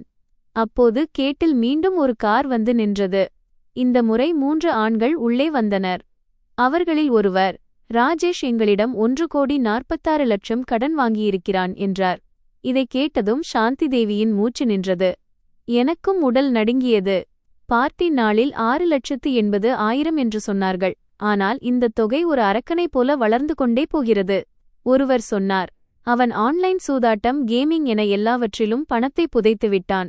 தன் அம்மாவின் வீட்டை விற்கப் போவதாகச் சொல்லிதான் எங்களிடம் இன்னும் கடன் வாங்கினான். சாந்தி தேவி கத்திக் கதறினார், கடவுளே, என் கைகளாலேயே ஒரு பிசாசை வளர்த்திருக்கிறேன். அவனை காப்பாற்றினேன், மறைத்து வைத்தேன். கடைசியில் அவனே என்னை விற்றுவிட்டு போய்விட்டான். விக்ரம் அமைதியாக இருக்க முயன்று, இந்த விஷயம் சட்டப்படி தீர்க்கப்படும் என்றார். அந்த மனிதர் சிரித்துக்கொண்டே, சட்டம் தன் வேலையைச் செய்யும். ஆனால் ராஜேஷ் வரும் வரை நாங்கள் வந்து கொண்டே இருப்போம். வீடு விற்கப்படவில்லை என்றால் நீங்கள் எவரும் நிம்மதியாக இருக்க முடியாது என்று மிரட்டினார். அவர்கள் சென்ற சில நிமிடங்களிலேயே போலீஸ் கார் வந்து நின்றது. ஒரு அதிகாரி, இது ராஜேஷின் வீடா? நேற்றிரவு நடந்த ஒரு மோதல் வழக்கில் அவன் தேடப்பட்டு வருகிறான் என்றார். அடிக்கப்பட்ட நபர் மருத்துவமனையில் தீவிர நிலையில் இருக்கிறார். அவர் எங்கே இருக்கிறார் என்று உங்களுக்கு தெரிந்தால் உடனடியாக அவரை சரணடையச் சொல்லுங்கள். இதைக் கேட்டதும் சாந்திதேவி தரையில் விழுந்தார். நான் அந்த உடைந்த அறையின் நடுவில் நின்று கொண்டு, கடன் ஆவணங்கள், உடைந்த கண்ணாடித் துண்டுகள், போலீஸ் அதிகாரிகள் மற்றும் அழுது கொண்டிருக்கும் என் மாமியாரை பார்த்தேன். சில நாட்களுக்கு முன்புதான் இது ஒரு பிரம்மாண்டமான கொண்டாட்டமாக இருந்தது. இப்போது குலத்தின் அதிர்ஷ்டம் என்று சொல்லப்பட்டது எல்லாம் கடன், தலைமறைவு வாழ்க்கை மற்றும் சிறை தண்டனை என்ற ஆபத்தாக மாறிவிட்டது. இந்த துயரம் ஒரு சரிவில் இல்லை, நேராக பள்ளத்தில் விழுந்துவிட்டது என்பதை நான் உணர்ந்தேன். போலீஸ் சென்று சிறிது நேரத்தில் வீட்டில் ஒரு கனமான நிசப்தம் நிலவியபோது கேட்டில் ஒரு ஆடம்பரமான கருப்பு நிற கார் வந்து நின்றது. கதவு திறக்க பூஜா இறங்கினாள். அவள் ஒரு விலையுயர்ந்த கிரீம் நிற உடை அணிந்திருந்தாள். கண்களில் சன்கிளாஸ், பார்லர் முடித்துவிட்டு வந்ததைப் போல தலைமுடி நேர்த்தியாக இருந்தது. அவளுடன் ஒரு நடுத்தர வயது மனிதன் பிரீஃப்கேஸுடன் வந்தான். வீட்டின் நிலையை பார்த்து பூஜா புன்னகைத்தாள். அடடே, சில நாட்களிலேயே வீட்டின் நிலை எவ்வளவு மோசமாகிவிட்டது. இதைக் கேட்டதும் சாந்திதேவி ஆத்திரத்துடன் அவளை நோக்கி முன்னேறினார். ஆனால் பூஜா அவர் கையை பிடித்து தடுத்தாள். என்னை அடிக்கும் முன் உங்கள் வீட்டை எப்படி காப்பாற்றுவது என்று யோசியுங்கள் மாமி. விக்ரம் தன் அம்மாவை பின்னோக்கி இழுத்து, நீ இங்கே என்ன செய்ய வந்தாய் என்று கேட்டார். பூஜா சாவகாசமாக ஒரு நாற்காலியில் அமர்ந்தாள். சொத்து தொடர்பான விஷயத்தை முடிக்க வந்திருக்கிறேன். அவளுடன் வந்தவன் சில ஆவணங்களை மேஜை மீது வைத்தான். நான் ஒரு நிதி நிறுவனத்தின் பிரதிநிதி. இந்த சொத்தின் மீது வாங்கப்பட்ட கடன் தொடர்பாக வந்திருக்கிறோம். சாந்தி தேவி காகிதங்களை பார்த்ததும் அவர் முகம் வெளுத்தது. இது என்ன? நான் எந்த கடனும் வாங்கவில்லையே. பூஜா சிரித்தாள். நீங்கள் கடன் வாங்கவில்லைதான் மாமி. ஆனால் சொத்து பராமரிப்பு உரிமையை எனக்கு கொடுத்திருந்தீர்கள், மறந்துவிட்டீர்களா? சாந்தி தேவி கத்தினார். குழந்தையின் பிறப்புச் சான்றிதழுக்காக இன்சூரன்ஸ் ஆவணங்களைச் செய்யத்தான் உனக்கு அதிகாரம் கொடுத்தேன், வீட்டை அடமானம் வைக்க அல்ல. பூஜா அந்த காகிதத்தில் ஒரு சிறிய வரியை சுட்டிக்காட்டினாள். கவனமாகப் படியுங்கள் மாமி. அதில் நிதி நிறுவனங்களுடன் செயல்படும் உரிமை மற்றும் தேவைப்படும்போது சொத்தை பயன்படுத்தி நிதி பொறுப்புகளை நிறைவேற்றும் உரிமை என்று தெளிவாக இருக்கிறது. சாந்தி தேவி நடுங்கத் தொடங்கினார். அன்று குழந்தையுடைய காகிதங்களுக்குத்தான் என்று சொன்னாயே, நான் படிக்கவில்லை என்று கத்தினார்.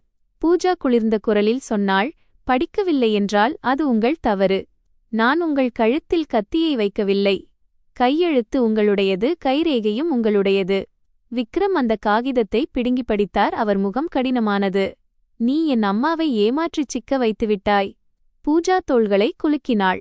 நான் அவரின் பேரன் மீது வைத்திருந்த அக்கறையைத்தான் நிறைவேற்றினேன் என்றாள். அந்த மனிதன், சட்டப்படி இந்த ஆவணங்கள் சரியானவை. கடன் அடைக்கப்படவில்லை என்றால் சொத்தை பறிமுதல் செய்யும் நடவடிக்கையை தொடங்குவோம் என்றான். சாந்திதேவி பூஜாவை கெஞ்சினார். உன்னை நான் எவ்வளவு நேசித்தேன். பிறகு ஏன் என்னிடம் இப்படிச் செய்தாய்? பூஜா இப்போது எந்த நாடகமும் ஆடவில்லை.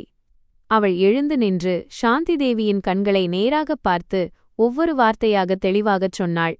நான் முன்பே சொல்லியிருக்கிறேன், இந்த வீடு இல்லை என்றால் ராஜேஷ் போன்ற ஒரு மனிதனுடன் யார் தங்கியிருப்பார்கள்? சிறையிலிருந்து வந்த வேலையில்லாத கடனாளியான அவனுடன் என் வாழ்க்கையை வீணாக்க நான் என்ன அவ்வளவு முட்டாளா? விக்ரம் போலீஸை அழைப்பதாக மிரட்டினார். ஆனால் பூஜா பயப்படவில்லை. அழைத்துக் கொள்ளுங்கள். ஆவணங்கள் நோட்டரி மூலம் சான்றளிக்கப்பட்டுள்ளன. அவர் உணர்வுடன் தான் கையெழுத்திட்டார். தன் வாரிசு பேரனுக்காகவே அவர் இதை செய்தார். வாரிசு பேரன் என்ற வார்த்தை பூஜாவின் வாயிலிருந்து விஷம் போல வெளிப்பட்டது. அவள் முன்னே வந்து மெதுவான குரலில் சொன்னாள், எந்த நாளில் உங்கள் 2 பேத்திகளை நீங்கள் இழிவுபடுத்தினீர்களோ, எந்த நாளில் ஆண் குழந்தை பிறந்தால்தான் எல்லாம் மாறும் என்று சொன்னீர்களோ, அன்று நினைத்தீர்களா முதிய வயதில் உங்களை யார் கவனிப்பார் என்று? உங்கள் மூத்த மகன் உங்கள் வீட்டையே விற்றுவிட்டான். உங்கள் பேரன் உங்கள் இரத்தமே இல்லை. உங்கள் இளைய மகனையும் பேத்திகளையும் நீங்களே தூரமாக்கிக் கொண்டீர்கள். இதைக் கேட்டதும் அறையில் நிசப்தம் நிலவியது. பூஜா கொடூரமானவள்தான். ஆனால் அவள் சொன்ன கடைசி வார்த்தை சாந்தி தேவியால் மறுக்க முடியாத உண்மை. பூஜாவும் அந்த மனிதனும் வெளியேறினர். பின்னால் சிதிலமடைந்த ஒரு அறையையும் தோற்றுப்போன சாந்தி தேவியையும் விட்டுச் சென்றனர். அவர் இப்போது அழவில்லை. தன் சக்தியெல்லாம் தீர்ந்து போனது போல அப்படியே நின்றிருந்தார். சாந்தி தேவி தன் வீட்டை மட்டும் இழக்கவில்லை, தன் குடும்பத்தையே பணயம் வைத்து அவர் நம்பிய அந்த பேரன் மீதான கடைசி நம்பிக்கையையும் இழந்துவிட்டார் என்பதை நான் புரிந்து கொண்டேன். அந்த இரவு நாங்கள் வீட்டிற்கு திரும்பவில்லை. சாந்தி தேவி உடைந்த சோபாவில் அமர்ந்து சுவரையே வெறுமையாக பார்த்து கொண்டிருந்தார். விக்ரம் வழக்கறிஞர் நண்பருடன் போனில் பேசிக் கொண்டிருந்தார். நான் தரையில் சிதறியிருந்த கண்ணாடி துண்டுகளை பொறுக்கிக் கொண்டிருந்தேன். நள்ளிரவில் கேட்டில் மெல்லிய சத்தம் கேட்டது. விக்ரம் உடனே எழுந்து கதவை நோக்கி மெதுவாகச் சென்றார். ஒரு நிழல் தடுமாறியபடி உள்ளே வந்தது. அது ராஜேஷ். அவன் உடலில் இரத்தம் படிந்திருந்தது. நெற்றியில் காயம், முகம் வீங்கியிருந்தது. ஒரு செருப்பை தொலைத்துவிட்டு அவன் நொண்டி நொண்டி நடந்தான்.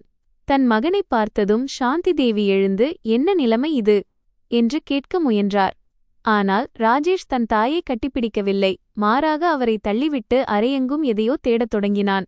பணம் எங்கே அம்மா? உன்னிடம் பணம் இருக்கிறதா? சீக்கிரம் கொடு என்று கத்தினான். சாந்தி தேவி பதில் சொல்வதற்கு முன்பே அவன் அவர் அறைக்குள் நுழைந்து பீரோவைத் துழாவத் தொடங்கினான். பணம் எங்கே ஒளித்து வைத்திருக்கிறாய்? தங்கம் எங்கே? விற்க ஏதாவது இருக்கிறதா என்று அவன் கத்தினான். இந்த காட்சியைக் கண்டதும் என் உடல் உறைந்து போனது. தன் மகன் திரும்பி வந்ததைக் கண்டு அழுத அந்த தாய் அவனுக்கு எப்படி அடிபட்டது என்று கூட கேட்க முடியவில்லை. அதற்குள் அந்த மகன் வீட்டைச் சூறையாடத் தொடங்கிவிட்டான். விக்ரம் அவனை தடுத்தார். வசனத்திற்கு வா அண்ணா, போலீஸ் உன்னை தேடிக் கொண்டிருக்கிறது. சரணடைந்து விடு. ராஜேஷ் கத்தினான். வாயை மூடு. நான் மீண்டும் சிறைக்குப் போக விரும்பவில்லை. அவர்களிடையே நடந்த இழுபறியில் ராஜேஷின் பையிலிருந்து ஒரு மடிக்கப்பட்ட காகிதம் தரையில் விழுந்தது. நான் அதை எடுத்தேன். அதில் நிதிப் பொறுப்புகளை நிறைவேற்ற வீட்டை பயன்படுத்தும் உரிமையை மாற்றிக் கொடுக்கும் ஒப்பந்தம் என்று இருந்தது. விக்ரம் அந்த காகிதத்தை பார்த்தார். அவர் முகம் மாறியது. இது என்ன? நீ இதில் கையெழுத்து இட்டாயா? அம்மாவின் வீட்டை விற்க உனக்கு அதிகாரம் கொடுத்தது யார்? ராஜேஷ் கத்தினான். இந்த வீடு எனக்குத்தானே கிடைக்கப் போகிறது. இந்த வீடு எனக்கும் என் மகனுக்கும் தான் என்று அம்மா எப்போதும் சொல்லியிருக்கிறார். நான் முன்பே கையெழுத்திட்டால் என்ன தவறு? சாந்தி தேவி அந்த காகிதத்தை பிடுங்கினார். அதை படித்ததும் அவர் அங்கேயே சரிந்து விழுந்தார். நீ என் வீட்டை விற்றுவிட்டாயா? நான் இன்னும் உயிரோடுதான் இருக்கிறேன். ஆனால் நீ என் வீட்டை அடமானத்தில் கொடுத்துவிட்டாயா? ராஜேஷ், நீ என்னை உன் அம்மாவாகவே நினைக்கிறாயா?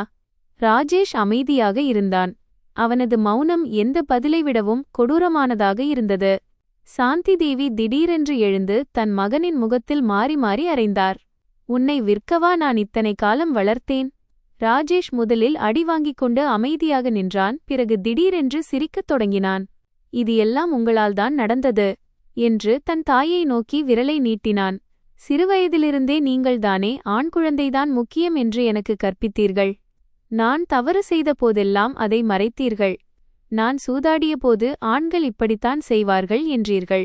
நான் சிறைக்குச் சென்றபோது நீ என் இரத்தம் என்றீர்கள். நீங்கள் எனக்கு பொறுப்பாக இருக்க ஒருபோதும் கற்றுக் கொடுக்கவில்லை. இப்போது ஏன் அழுகிறீர்கள்? நீங்கள்தான் என்னை இப்படி ஆக்கினீர்கள். சாந்தி தேவி அப்படியே நின்றார். அவர் கை காற்றில் அப்படியே நின்றுவிட்டது. விக்ரம் முகத்தை திருப்பிக் கொண்டார். நான் நடுங்கிக் கொண்டிருந்தேன். ஏனென்றால் அந்த நேரத்தில் ராஜேஷ் தன்னைத்தானே காப்பாற்றிக் கொள்ளப் பொய் சொல்லவில்லை என்பது எங்களுக்கு தெரியும். அவன் வார்த்தைகளில் மறுக்க முடியாத உண்மை இருந்தது. இந்த வீட்டின் துயரம் பூஜாவாலோ அல்லது கடனாலோ தொடங்கவில்லை. அது பல ஆண்டுகளுக்கு முன்பே தொடங்கியது. எந்த நாளில் சாந்தி தேவி மகனை தங்கமாகவும் மகளை அந்நியமாகவும் கருதினாரோ, எந்த நாளில் ராஜேஷின் ஒவ்வொரு தவறும் மன்னிக்கப்பட்டதோ, அந்த அன்பே அவனை தருபவனாக இல்லாமல் கேட்பவனாக மட்டுமே மாற்றிவிட்டது. அன்று இரவு விக்ரமே போலீஸை அழைத்தார். போலீஸ் வந்தபோது ராஜேஷ் எந்த எதிர்ப்பும் காட்டவில்லை. சாந்தி தேவி தன் மகனை கட்டிக்கொண்டு அழுதார். ராஜேஷ் தன் தாயை பார்க்கவில்லை. மெதுவாக, அம்மா, இனி என்னை காப்பாற்றாதீர்கள் என்று மட்டும் சொன்னான். இதை கேட்டதும் சாந்தி தேவி அப்படியே உறைந்து போனார். சில நொடிகள் கழித்து ராஜேஷின் கைகளில் விலங்கு மாட்டப்பட்டது. அவர் தரையில் அப்படியே அமர்ந்துவிட்டார். தன் மகன் போலீஸ் வண்டியில் செல்வதை பார்த்து கொண்டே இருந்தார் சாந்தி தேவி. இறுதியில் சாந்தி தேவியின் வீட்டை காப்பாற்ற முடியவில்லை. அவர் ஒரு சிறிய வாடகை வீட்டிற்கு செல்ல வேண்டியதாயிற்று. விக்ரம் ஒவ்வொரு மாதமும் அவருக்கு சிறிது பணம் அனுப்பினார். ஆனால் அவரை தன்னுடன் சேர்த்துக் கொள்ளவில்லை. நான் இன்னும் அவர் மீது அன்பு வைத்திருக்கிறேன், ஆனால் உங்களையும் என் மகள்களையும் நான் முதலில் பாதுகாக்க வேண்டும் என்று அவர் என்னிடம் கூறினார். பூஜாவின் முடிவும் நன்றாக அமையவில்லை. அவளுடன் ஓடிச் சென்ற அந்த மனிதன் அவளது மொத்த பணத்தையும் எடுத்துக்கொண்டு காணாமல் போய்விட்டான். அவள் தன் குழந்தைகளை கிராமத்திற்கு அனுப்ப வேண்டியதாயிற்று. அவள் கடனாளிகளிடமிருந்து தப்பித்து ஒளிந்து திரிந்தாள். நாங்கள் ஒரு புதிய வீட்டிற்கு மாறினோம். விக்ரம் தான் மிகவும் விரும்பிய பைக்கை விற்றுவிட்டு ஒரு சிறிய கடை வைத்தார். வாழ்க்கை கடினமாக இருந்தது, ஆனால் அமைதியாக இருந்தது. ஒரு மாலை விக்ரம் ரியாவையும் தியாவையும் அருகில் அமர வைத்து நீண்ட நேரம் கழித்து, பாப்பாவை மன்னித்து விடுங்கள். பாட்டி உங்களை துன்புறுத்திய போது நான் அமைதியாக இருந்தேன். அமைதியாக இருந்தால் வீட்டில் அமைதி நிலவும் என்று நினைத்தேன், ஆனால் நான் தவறு செய்துவிட்டேன். உங்களை நான் துன்பப்பட விட்டுவிட்டேன் என்றார். ரியாவின் கண்களில் கண்ணீர் இருந்தது. பாப்பா, இனி நீங்கள் மௌனமாக இருக்காதீர்கள் என்று அவள் கூறினாள். விக்ரம் தலையசைத்தார். அவர் கண்ணீர் அவள் கையின் மீது விழுந்தது. காலம் கடந்தது. எங்கள் வாழ்க்கை மெல்லச் சீரானது. எங்கள் மகள்கள் வளர்ந்து வந்தனர், அறிவார்ந்தவர்களாகவும் அன்பானவர்களாகவும் இருந்தனர்.